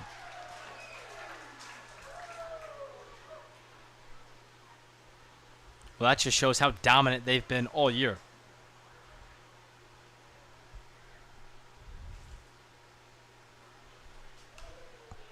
Bronco Whit back ahead 0-2. So now he's doing what he should have been doing all along. As to start the inning, he had 6, 7, 8, 9. He let the 6 and 7 hitters get on freely and then struck out Levi Beeler in the 8 hole, and now he's trying to do the same thing to Cole Sonnenberg here. 0-2. Bronco Whit, very crafty, couple pitches he can go to, and also likes to mix up his timing. Good 0-2 pitch from Bronco Whit, down and away. Not offered at by Sonnenberg. I'd say you go with that same pitch a little higher. See if you can induce a swing and a miss.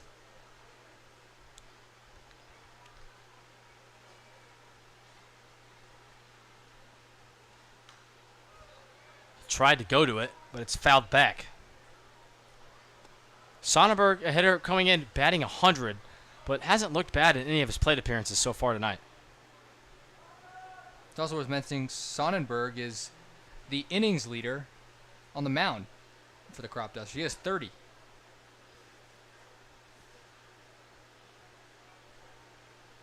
And only one pitcher on the Mustangs, despite having played much more games, has cracked 30 innings. It's because they have a bigger roster and the innings go around.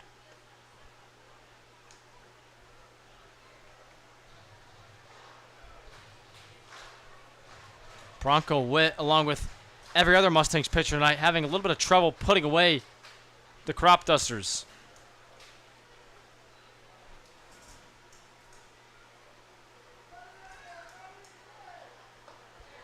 No issue there. As Bronco Whit was done messing around with Cole Sonnenberg, he sends him back to the dugout. Back-to-back punch-outs for Bronco Whit on the mound. And it's not ideal to throw a breaking ball up in the zone for a strike, but when you miss high with the fastball a couple pitches ago, it actually sets you up. And it was enough to kind of delay the swing from the hitter Sonnenberg. And now Rapp went up there hunting fastball and got it, but too much heat. Witt's a smaller guy, but he brings it in the mid-80s.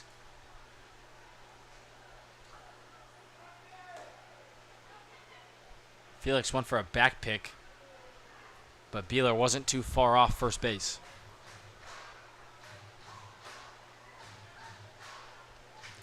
This is Rapp's 5th at-bat in just 6 innings.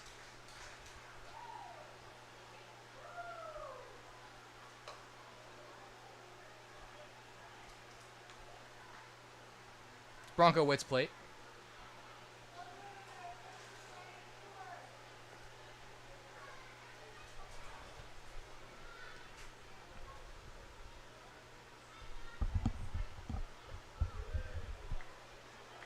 So we got Rapp swinging at the high stuff to start the at-bat. Since then, not much.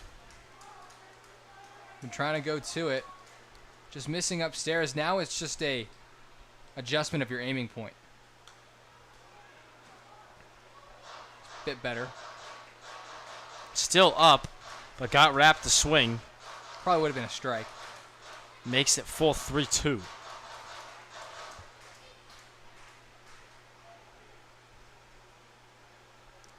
Rapp good average, but only 4 of his 20 hits have been for extra bases. Ball 4. So Bronco Whit had a chance to strike out 3 hitters in a row and get out of this thing, not allowing any damage. Instead, he's going to have to try it again with the bases loaded to Peyton Fort. Even though the crop dusters have put up 9, they have left some guys stranded. Yeah, the first inning they left them loaded. They're loaded here with 2 outs. So Max Stevenson's going to go talk to Bronco Whit on the mound.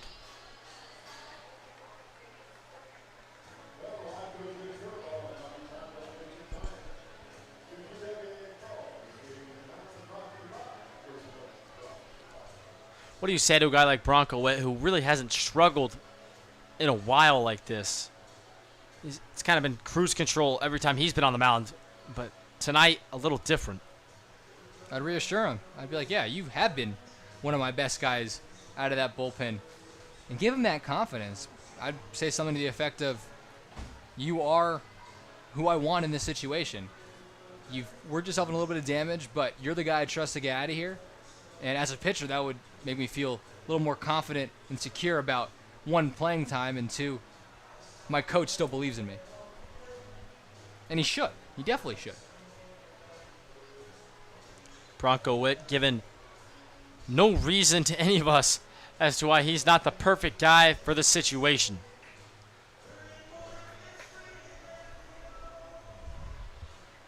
Yeah, really, Whit and Jace Johnson have been 2 guys that can work anywhere from the 5th to the 8 innings, have been very good for this Mustangs team. It takes 1 pitch to get a ground ball, an easy one to Truman Bodenhausen. So Whit wanted to make it a long inning, and he did, but he got 2 strikeouts and didn't give up any runs. So looking back on it, not his worst stuff. As we go to the bottom of the 6th inning, the Mustangs still trail it by 4.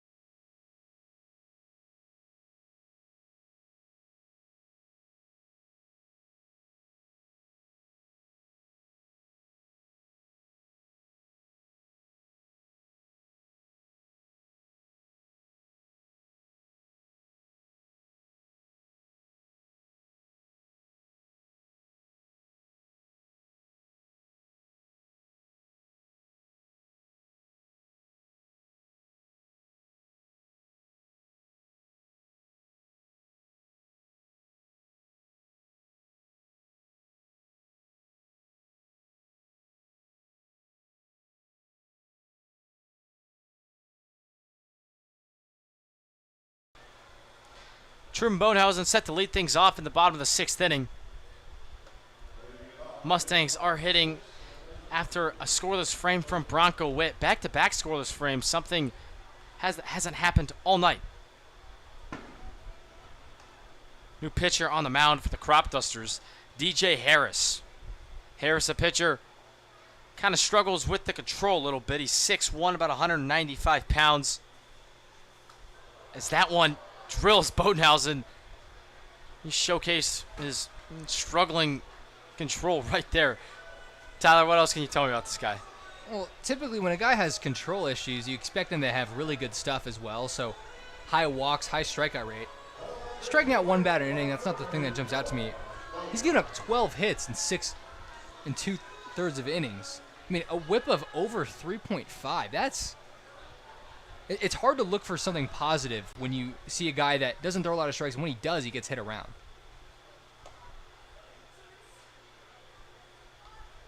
Really, in a 4-run game, Crop Dusters, this game's in reach for them. I would have definitely gone to someone I trust a little bit more.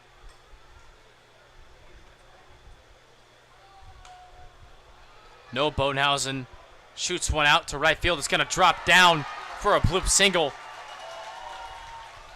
So the Bodenhausen bros getting things going here in the bottom of the 6th inning as they try and will the Mustangs back in this one.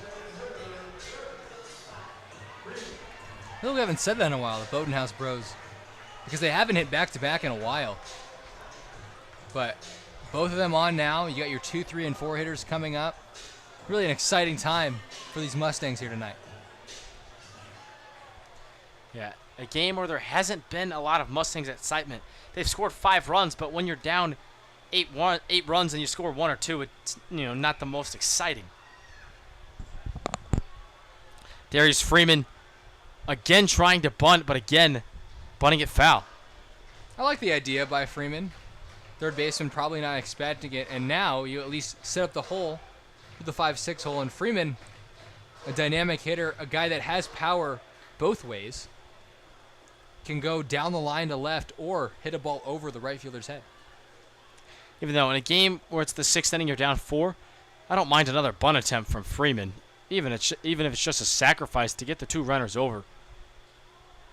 But for Freeman, with that speed, almost any bunt, he could beat out. Absolutely, and that's what makes him bunting much more of a threat than anyone else. He's going to swing it, though, and he swings right through it. He missed it.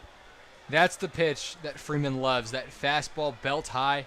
That's the one he took someone deep earlier. I was on the call for that.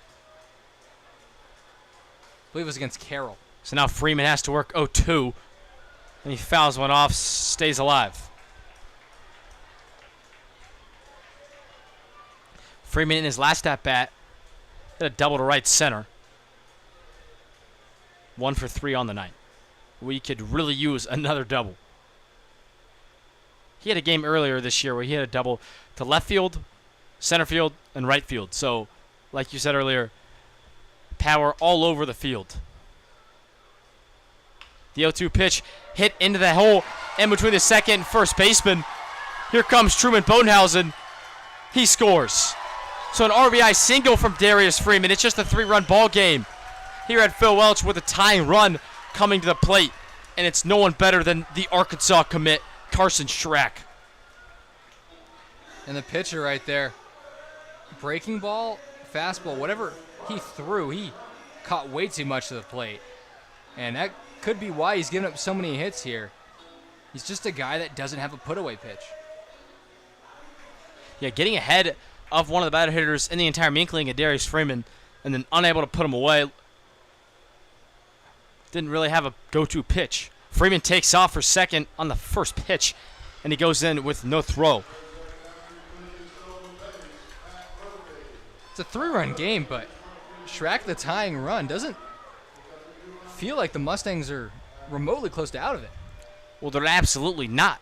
They have 2 runners in scoring position with no outs, and one of their best hitters at the plate. And you take away 1 inning, and they're outscoring their opponent 6-2.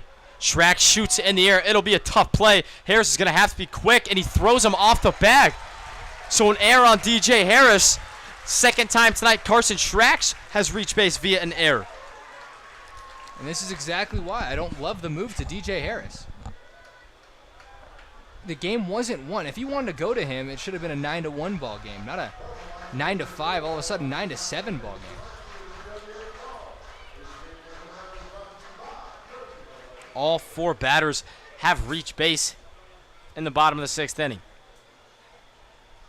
He also didn't look very comfortable on that fielding opportunity, as that throw was lucky. It wasn't into the Mustangs dugout.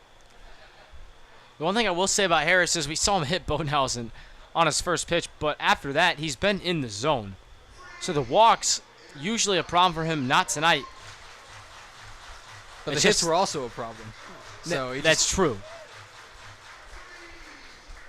And even more unfortunate for him or anyone else in that Crop Dusters bullpen, it's about that kind of night, or about that time of night, where the Mustangs bats likes to come alive a little bit. And that's going to set the tone. We mentioned these teams play 3 games in a row. It is confirmed the Crop Dusters they have an off day as well. So 3 games in a row for both teams. And if you lose a game like this when you were up 8-1, you can almost write off the last 2 games. As a team, you're going to be much more deflated. It's one thing to lose a close game that was close the entire night, but a game that you feel like you gave away to the opposing team, that's really hard to come back from. You kind of get the feeling of, if you can't win that one, how are you supposed to win the other 2? Exactly. If you lose a dogfight 5-4, you're like, all right, now I want to come back and beat this team. But you get outscored 10-1 in the last 7 innings of a ball game. It's pretty tough to stay confident. Yeah, so a big inning could set the tone for the rest of the series for the Crop Dusters and the Mustangs right here. And it's a big series for both teams. The Mustangs looking to stay in first place, but the Crop Dusters were only a half game back going into tonight. And really, any game you can beat against the Mustangs, they don't lose very often. You got to win those. Can't give it away. If he looks ahead 2-0 and gets beamed, and he's a little upset about it. So the bases are loaded, and the coaching staff for the Crop Dusters has seen enough of DJ Harris tonight. He comes in, gives up a couple runs, and he's going to leave him loaded, and he wasn't able to get it out. We'll come back after a quick break, tell you all about the new pitcher for the Crop Dusters.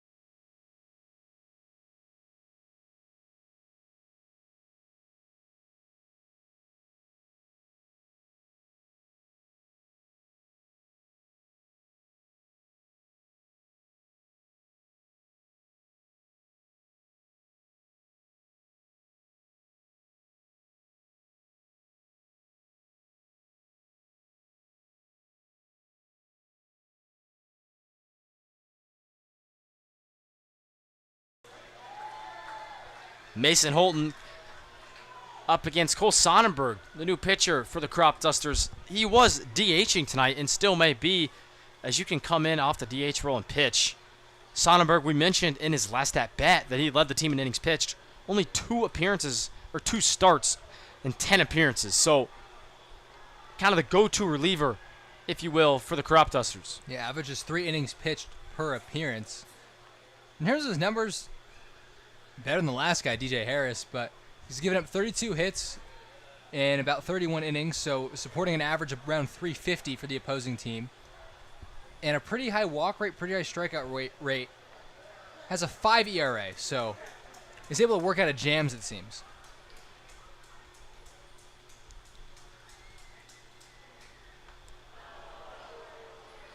A hanging breaking ball there. Mason Holton's eyes lit up.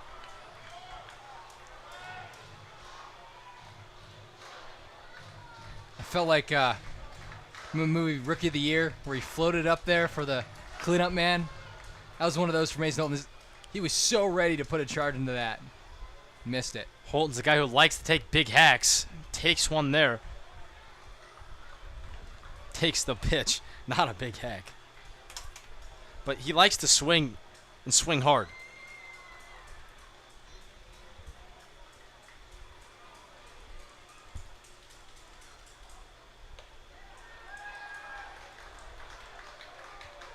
So we're full. Sonnenberg, no room for anyone on base, and needs to come right at Mason Holton.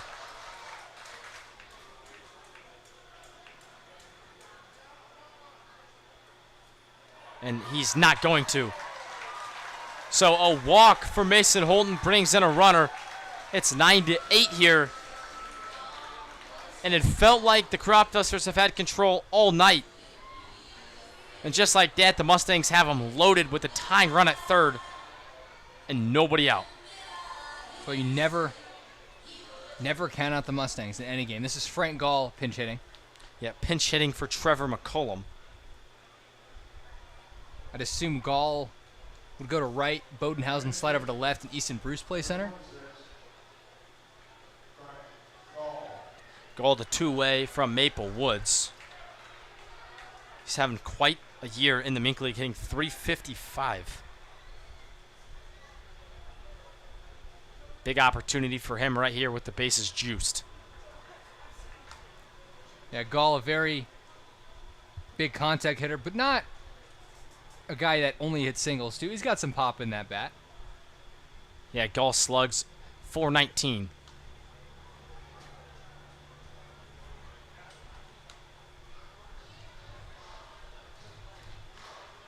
And he's looking to up that slugging percentage right here with the bases loaded. He hit .392 at Maple Woods, and the key stat was 36 stolen bases. Gall hits one hard down the right field line, but foul.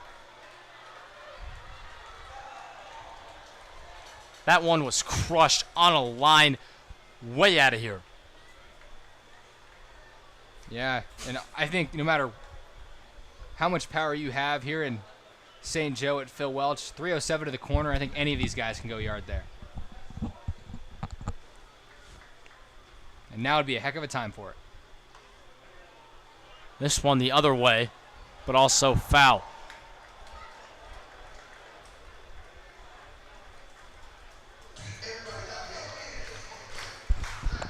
Tough spot for Cole Sonnenberg to come in. Really the hardest spot to come in. And he's still hitting tonight. The 1-2 pitch to Gall is in at his head. Just misses the helmet. 2-2. You know, you could argue down by one to wear that pitch, but anything at your dome, unless it's for the World Series championship, I wouldn't do it. Gall takes outside. So again, a full count. Sonnenberg already walked in one. Does not want to do it again. Sonnenberg not responsible for the two guys on second and third, but is responsible to run around first. Gall swings that ball forward. That would have tied the game. Instead, it's a punch out. So he goes back empty-handed. And Easton Bruce, who hit one to the deepest part of Phil Welch. That right center. And his last at-bat had a sac fly. He's trying to pull it just a little more and get it over the Yellow Frogs graphics party deck. I'm just waiting for Bruce to break out. It's been a very slow start this season. But he's a good player at Maple Woods. Washburn. I think it's Frank Gall was hitting. I said that. 1-1. as Bruce takes low. But do you know his hometown? Kearney, Nebraska.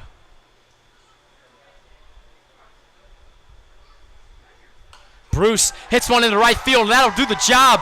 The Mustangs, who trailed 9-1 at some point tonight, have come all the way back and knotted things up. 9-9 here in the bottom of the 6th inning.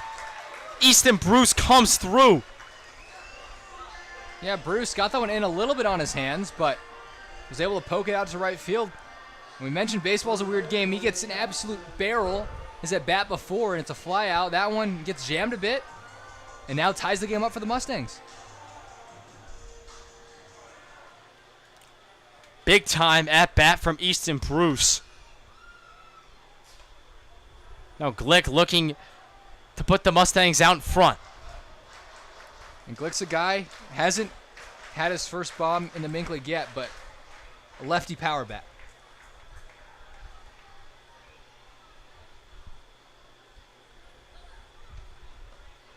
That one low and in. That's one where you could try to wear it. Getting hit in the leg is definitely not as painful as getting hit in the helmet. Truman Bodenhausen on deck led things off in the 6th inning. Want to see Glick stay within himself now. First pitch was a really awkward hack, and that one looked like a very big swing. I'd love for you to just poke one out. Give your team the lead. 2 groundouts and a flyout tonight for Jackson Glick, playing first base for the Mustangs.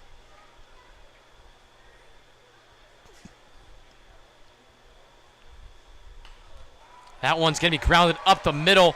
Could be 2. They get 1 as the ball is fumbled around at second base. Asa Rapp came in, couldn't field it cleanly. Beeler came in, following him.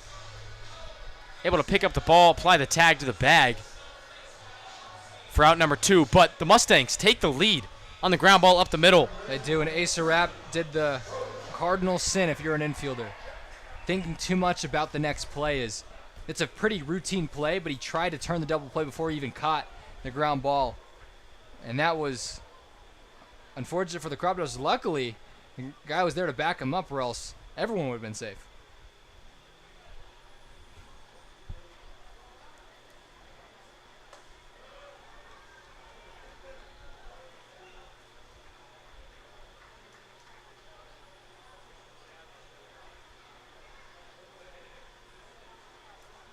So Mustangs out in front 10-9.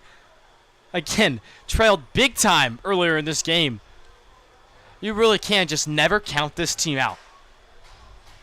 It's actually the second time they've come back from a 9-1 deficit in the last 2 weeks.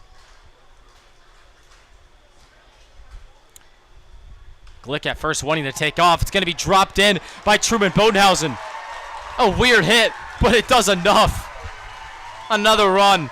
The lead grows 11-9. When it rains, it pours. You play with fire, allow a lot of free passes, and that's when the hits start to pile up. And really, it's been a tale of 2 games this entire night. The Mustangs were outscored 7-1 the first 2, but have outscored the Crop Dusters 10-1 the last 4.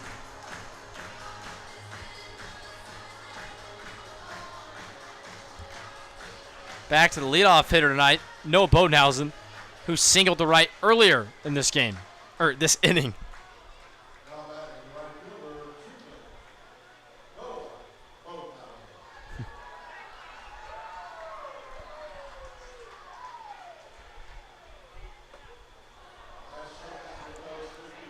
As that one got the umpire, the pitcher might have got crossed up, or the catcher might have got crossed up.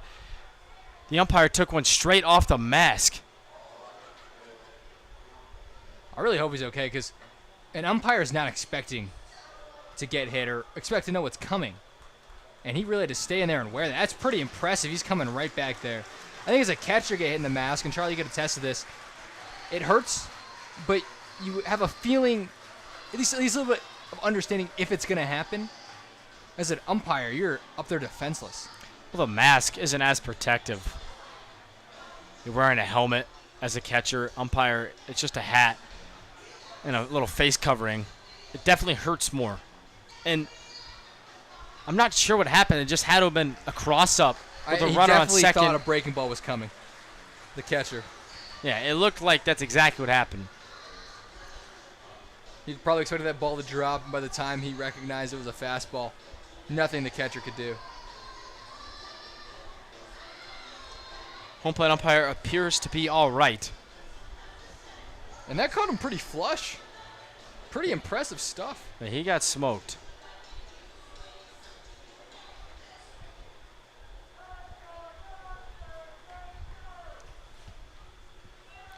Taking off is Jackson Glick. So he picks up a stolen base. He's had a couple this year. Now there's 2 runners in scoring position for Noah Bodenhausen. They've scored a lot this inning, but up 2 runs. Let's get some insurance.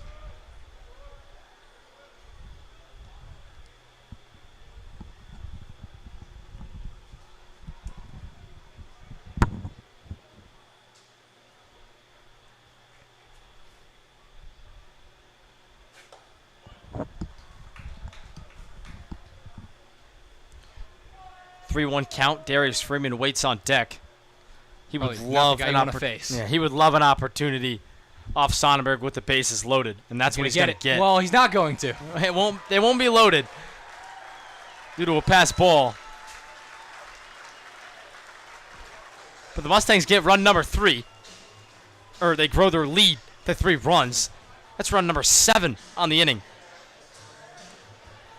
Got to remember what I said earlier, but I did mention Crop Dusters are a team where you maybe don't have to chip away. You could strike for 7 in 1 inning, and the Mustangs have and might get more. The gates are open, and water is really flowing through them right now.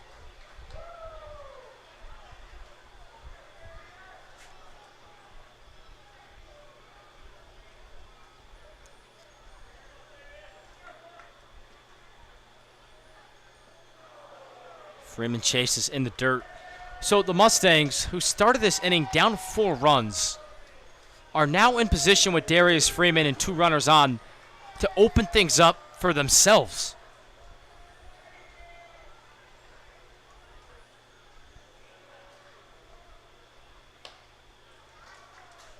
So the big difference the Mustangs have too is their bullpen is elite. Like they can go to almost anyone there, and you still feel confident with the lead. The Crop Dusters, not so much. Yeah, this is their most thrown reliever on the year, and the Mustangs are hitting him around pretty good right now. He's also hurting himself with some walks. And he inherited the bases loaded.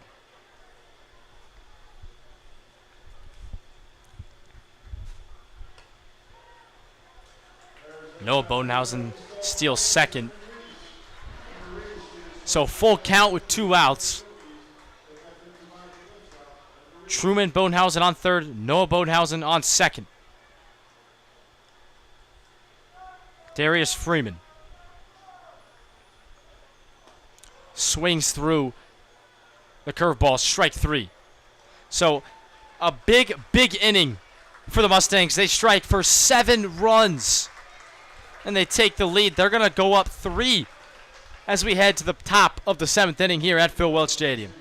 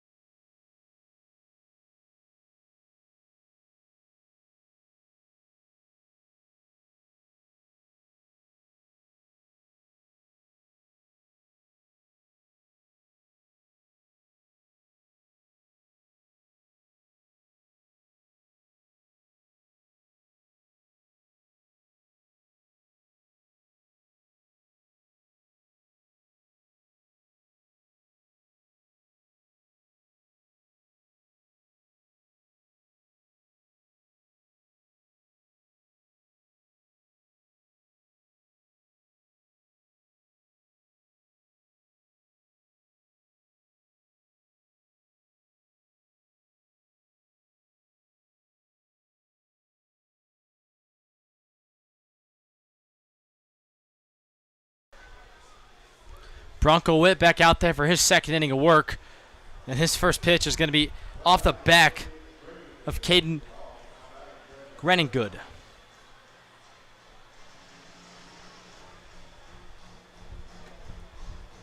How many hit by pitches do we have on both sides tonight here, Charlie? Too many. Yeah, it's a simple answer.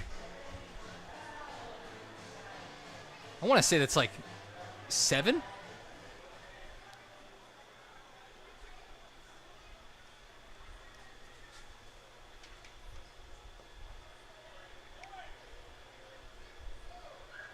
Mustangs, you cannot do what the Crop Dusters just did. Have a pretty good lead, and then immediately lose focus and give it right back. You said 7. Number 9 right there. Oh, my goodness. For both teams combined tonight. 9 hit batters. Look, that's got to be close to a Mink League record. Yeah. I don't know if they keep that record anywhere, but if they do, it's probably being broken tonight here at Phil Welch. Still got some game left too, Charlie.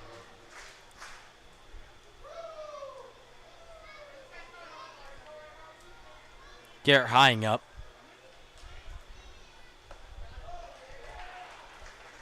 He takes strike 2 from Bronco Whit.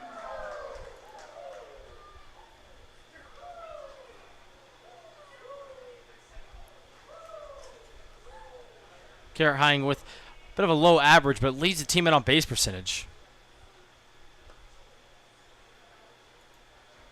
A guy who works counts, but also small sample size.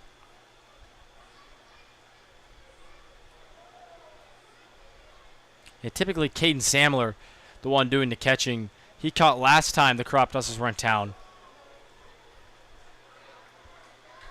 Yeah, Hang 40 at bats.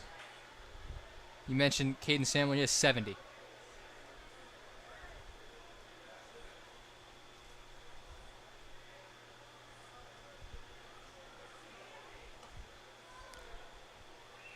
Inside ball 4. So the full count pitch from Bronco Whit results in a walk. So he's starting this inning the exact same way he started his last one, with a walk and a hit by pitch. Maybe he just wants to make it interesting for these fans. Maybe that's what the Mustangs have done all year. Maybe they just want to make it interesting. You know, give up an early lead and then come back and secure a comeback victory here at Phil Welch. Connor McAlpine fouling that one back. He's the taco hitter, and they were giving tacos his last plate appearance. Yeah, very kind of McAlpine to allow some fans here at Phil Welch to get some Taco Bell tacos. It's a very selfless thing to do. Thank you, Connor McAlpine.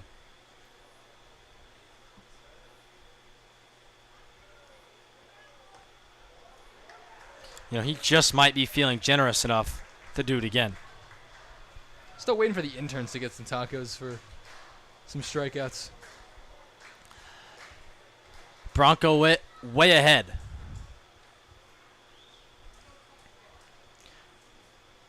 In there, strike 3. Connor McAlpine has fallen victim to the K in back-to-back plate appearances. Both looking.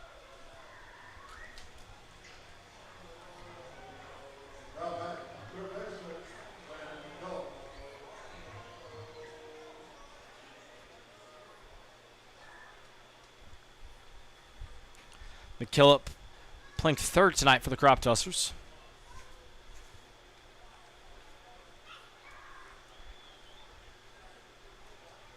McKillop, not a guy that plays too much for this Crop Dusters team. Only 34 at bats.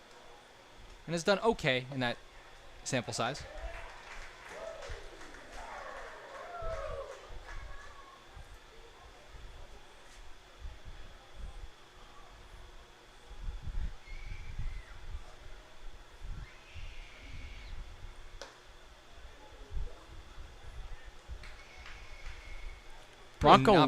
Bronco Whit doing enough tonight, but not his usual self.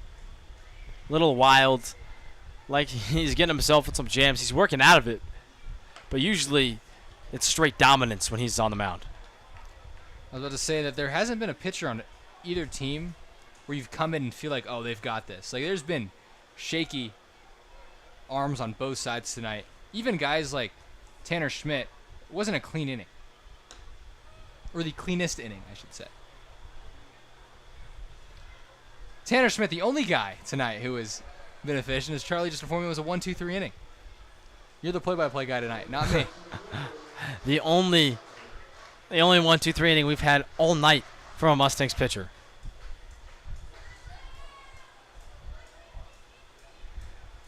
And that was a walk to McKillop. So now it's Ben Sandvig with the bases loaded and a chance to get the Crop Dusters right back in this one. Bronco Whit having a lot of trust in that little slider. He's probably going to talk to Don Felix. They might have gotten crossed up, but he might be telling Felix, hey, I want that pitch. That's my go-to tonight. That's what I'm feeling, and that's what I trust the most with the bases loaded. Yeah, if I'm the umpire, I've seen enough cross-ups tonight. That one didn't hurt him, but yeah. Typically, a mound meeting from your catcher this long with a runner on second base signals, some sort of sign confusion, or they think high on second could be potentially stealing their signs. Let's see now if Bronco Whit goes back to that breaking ball. Wouldn't be surprised. It was a bunt attempt by Sandvig, and he's unable to get it down. We've seen a lot of failed bunt attempts tonight. I don't really understand the point of that one. Runner wasn't going. You had the force of the plate, so it'd have to be a really good placed bunt in order to score, and you're down 3. Yeah, that was a wild thought process from Sandvig. I think he's going to throw that thought out the window. But he's down 0-2. I have a feeling Whit just shook off to throw another breaking ball. He shook to fastball. So it looks like you and Don Felix were thinking the same, but Bronco Whit wanted to let one rip. Now let's see what he goes to here with the fastball up in the zone.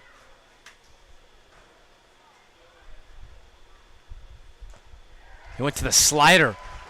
Pretty predictable pitch following the fastball up, but it does the job, sends Ben Sandvig back to the dugout. A big strikeout with him loaded here in the 7th inning. That's a testament to how good that pitch is for Bronco Whit. When you're up there, that's the only pitch he's really getting over consistently, and you still can't hit it. That's a pretty good slider.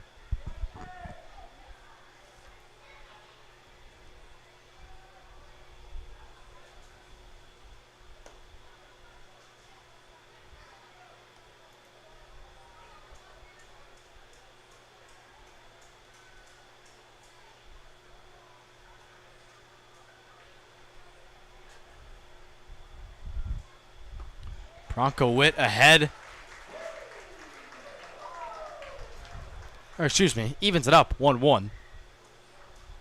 With another slider. If it ain't broke, don't fix it. Yeah, I agree. They've yet to really look good on it all night. There it is again.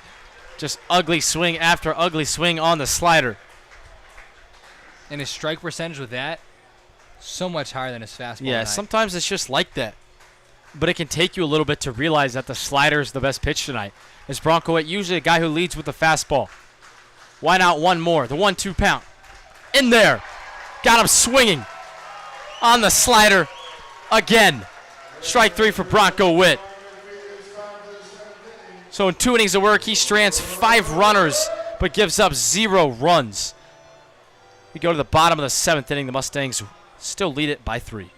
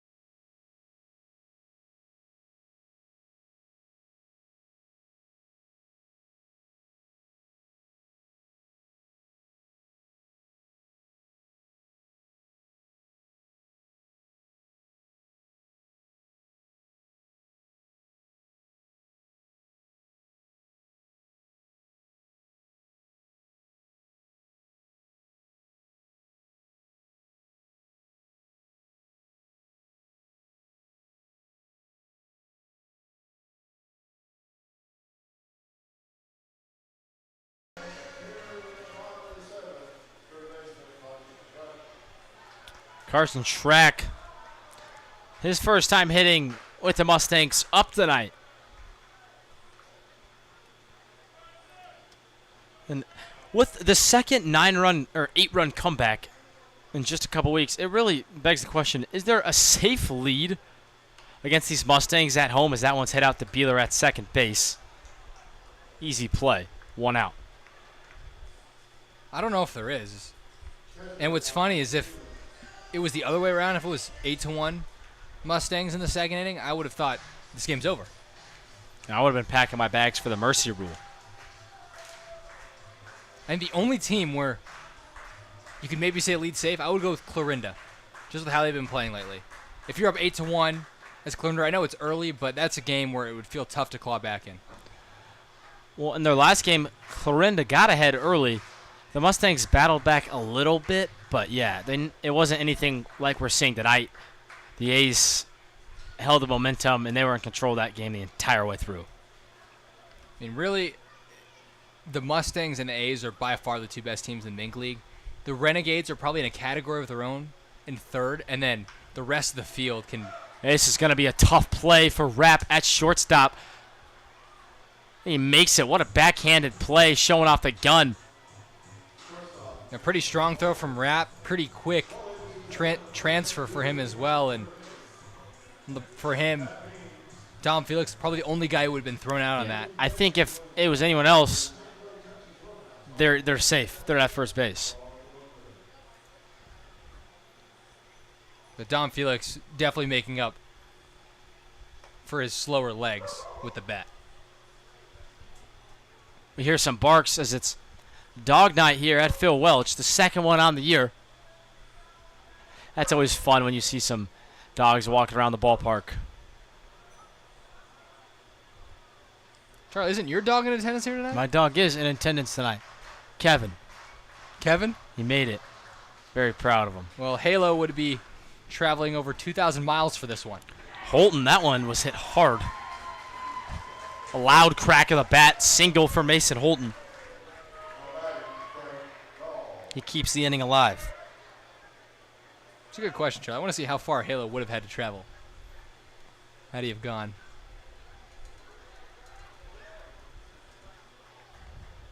So Frank Gull hitting again for McCollum. He pinch hit for him last inning in the 6th with the bases loaded. Oh, the poor umpire. Another foul ball. That one off the mask. I was wrong, Charlie. It's only 1,600 miles.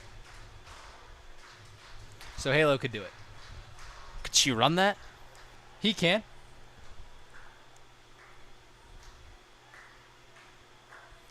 His name's Halo, but with how my team has been playing, I kind of want to call him Dodger. That one gets Gull on the elbow guard. He couldn't dodge that one. He could not.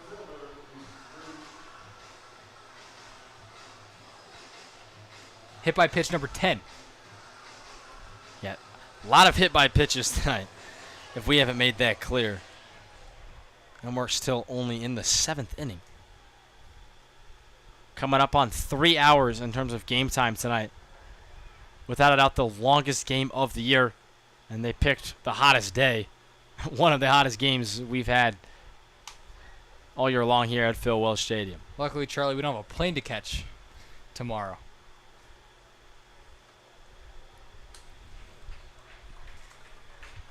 Easton Bruce in his last at-bat came through in a big way for the Mustangs teams. And sometimes that's what will really get a player going. So I'd love to see Easton Bruce with another base hit right here. Might not even get a chance to. Yeah, he hasn't seen a strike yet. He's had RBIs attached to his last 2 at-bats.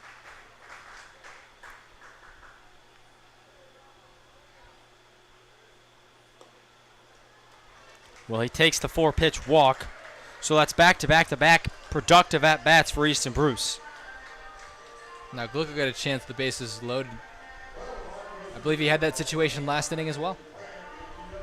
Yeah, not very often you get this many opportunities to do damage with the bases loaded. You might get one a month. This is Glick's second. A lot of the Mustangs hitters have had at least 1 and 2 tonight. Although, did you hear about the story? There was a guy who had 2 grand slams in 1 inning. Oh, it's Fernando Tatis' dad. Wow, that's good trivia right there. Yeah, for actually. the I like Cardinals. that. Now that you say that, though, I do remember that. It was Tatis' dad. Like it kind of just clicked as soon as you said that.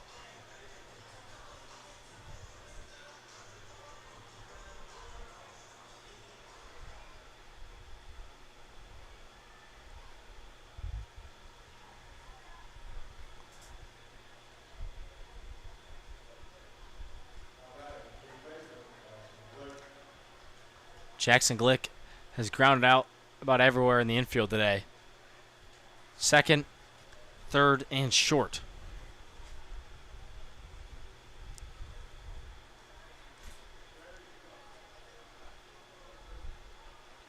This one hit well to center field. Sends Sandbig back to the track, and it's off the wall. It's going to be a base clearing triple for Jackson Glick. He needs to get on his horse.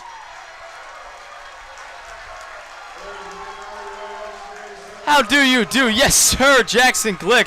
He clears them and breaks this one wide open. Mustangs can now breathe a bit. Thank you, Jackson Glick. And a testament to how far that ball was hit. He hits that 10 feet to the right. He's trotting around the bases right now, Charlie. That ball's been hit farther than some home runs here at Phil Welch. That one was crushed. That's got to feel fantastic for Glick.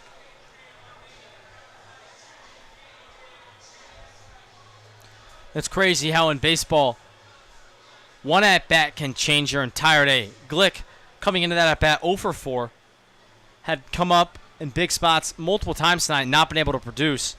And now with 2 outs and the bases loaded, he gets an opportunity in the 7th inning and clears them. And now with the Mustangs up 6 on the Crop Dusters, that's the dagger. Other way around, the Crop Dusters go up 7. This game's well within grasp for the Mustangs, but it's hard to come back, 1, against a team that has been better than you all season in the Mustangs, but 2, after you gave up such a large lead, hard to stay focused. We're going to take a quick break. Well, the new pitcher for the Crop Dusters warmed up. We'll have some information about him when we return.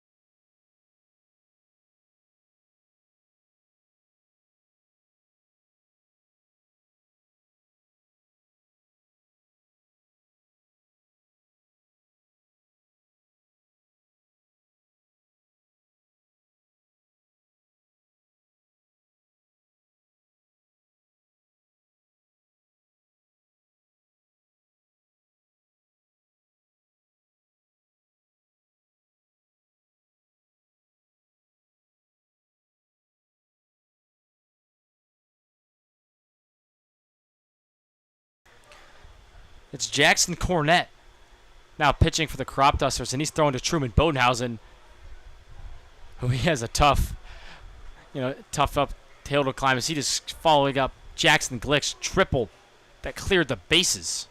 But what can you tell me about Cornett so far this year? 14 innings, 11 walks, so much like the rest of these Crop Dusters, a guy struggles to find the plate, but this time this guy struck out 18, so that's good for an 11.57 K per 9.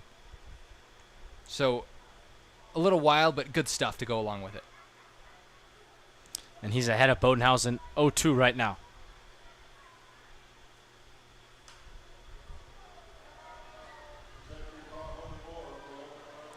That one heads for the parking lot. Truman stays alive. Charlie, one day we're going to finish up a game, and I'm just going to see a hole in my windshield.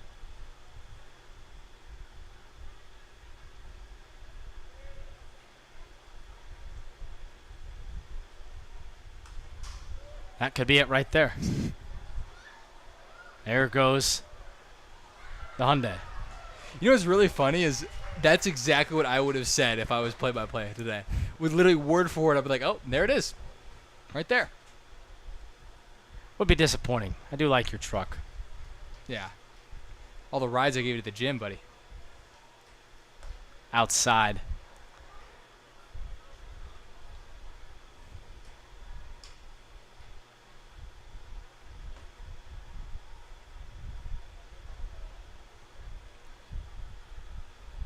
One-two count. Glick on third base. That one's down. So Truman, he fell behind early. He's fouled a couple pitches off, taken a couple close ones. And he's worked it 2-2.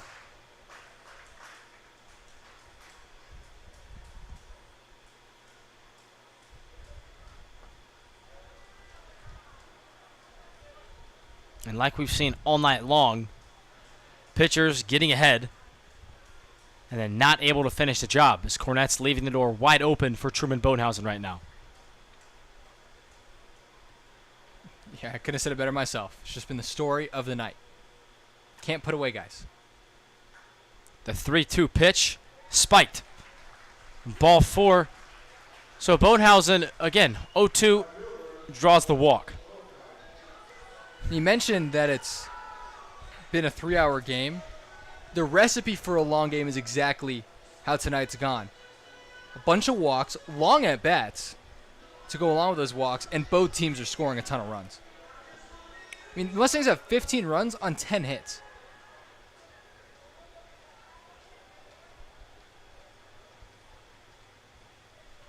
One thing I noticed was Truman Bodenhausen left the bat in the box for Noah Bodenhausen.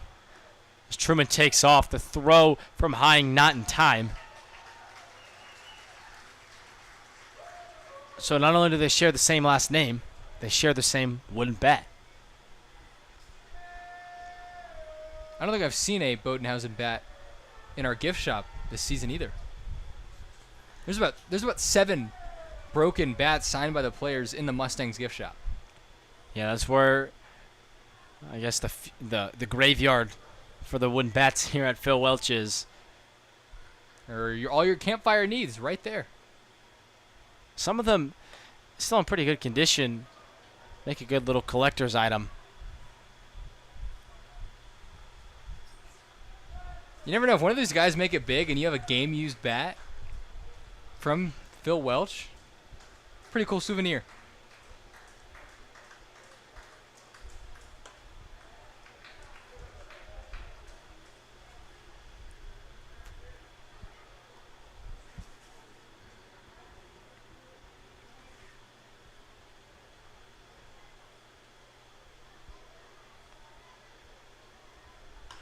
That one hit out to right field. It's running from the right fielder. It gets down in the corner. That's 2 more runs. And another triple that clears the bases. This one for Noah Bodenhausen. Now, I'll tell you what, Charlie. We talked about potential mercy rule tonight. Would you have thought it was going to be this way? Yeah, after the first inning, if you would have told me blowout, I would have believed you. Now the Mustangs are a Darius Freeman home run away from walk-off mercy tonight. And Charlie, I can tell you right now, I would love to see that.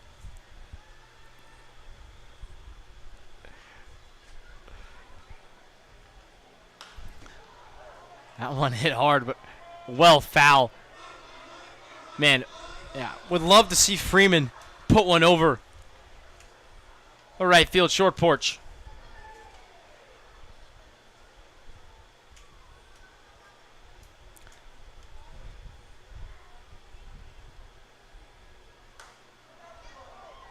He's thinking the other way. That one up into the stands. Yeah, the netting doesn't go all the way to the end of the bleachers, and hopefully everyone's okay. And it's pretty rare to see a foul ball drop in the stands here at Phil Welch, just the way the netting is set up. On a line drive as well. The 0-2 pitch outside.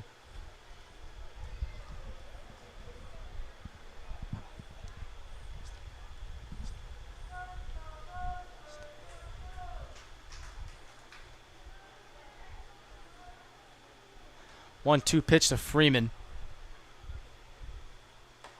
Misses up.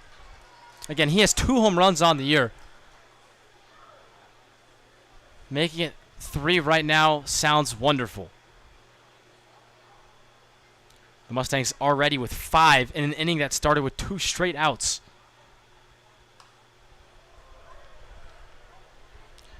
Think about that. Schrack and Dom Felix led this inning off with a ground out to second and a ground out to shortstop. Since then, we've had single, hit by pitch, walk, base clearing triple, walk,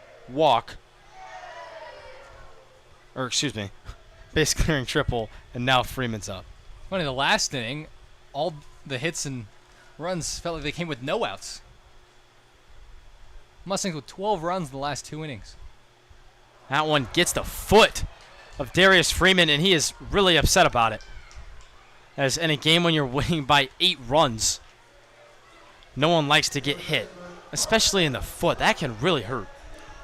That's why I quit baseball, Charlie. It was a different situation. I was the pitcher, but I got hit in the foot, and really took me out for a couple of weeks.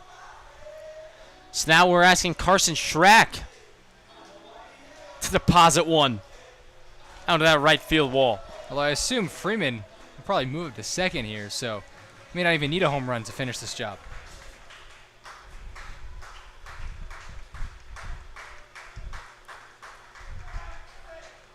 Freeman barely able to get back. The pickoff move from Cornette caught him off guard. Yeah, Freeman looked like he was going to go, and it seems like a mean move to the guy that just got hit, but it was probably a smart play by the pitcher. Had a feeling Freeman was going to try to take off. Freeman does take off, and it's swung on by Schrack. Freeman having to work a ton after getting hit. He gets hit. Then he gets picked off, or a pick-off attempt, and now he's trying to steal, and Schrack's not letting it happen. He's taking his sweet time back to the bag, and I don't blame him. It's still 80 degrees here, despite the sun being all the way down. It was about 92 at first pitch. I think it's supposed to be hotter the rest of the week as well. Yeah, it's only going to continue to cook. Now it's Schrack getting hit. So that's 12 batters being hit tonight. And in a baseball game at this level, you just should not be seeing that. That's incredible. And if they're going to roll another pitch out there, I mean, this is on pace. If the Mustangs don't end up scoring 2, this would be on pace to be a 4-hour game here tonight. And that's crazy. In the MLB, I've seen it before the pitch clock at least. But, I mean, this is incredible. We're going to take a quick break. Then we'll tell you about the new pitcher for the Crop Dusters. We've had a lot of them.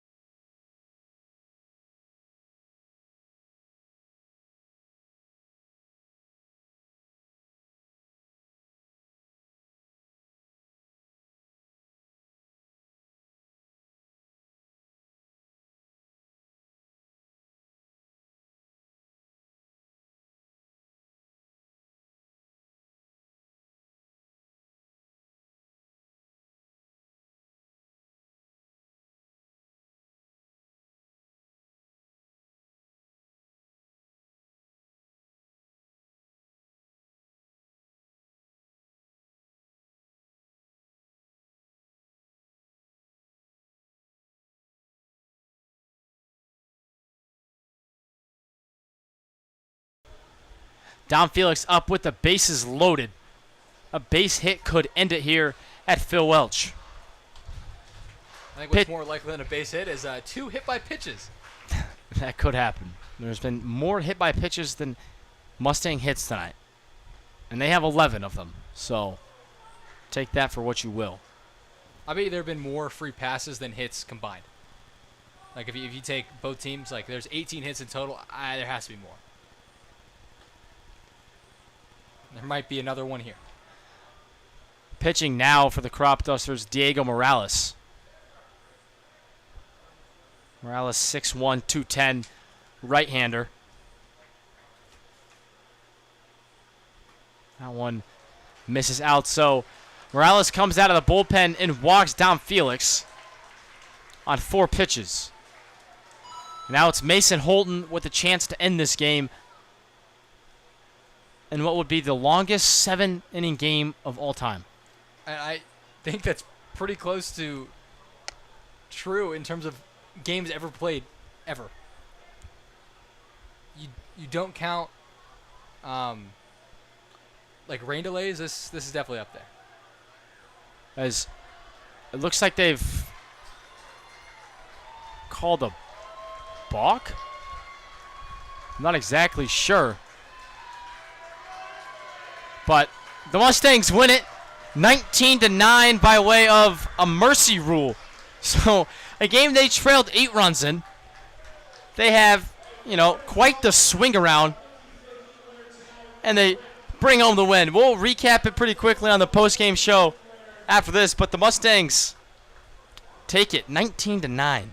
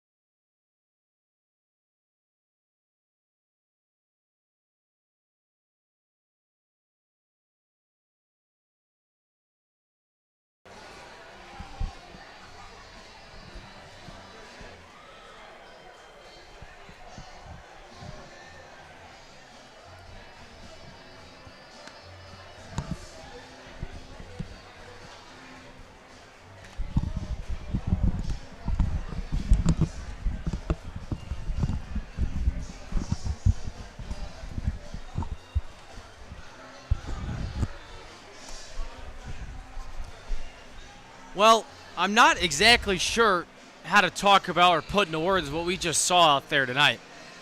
At one point tonight, the Mustangs trailed it 9-1. They then came around, scored 19 unanswered and won 18 unanswered and won 19-9.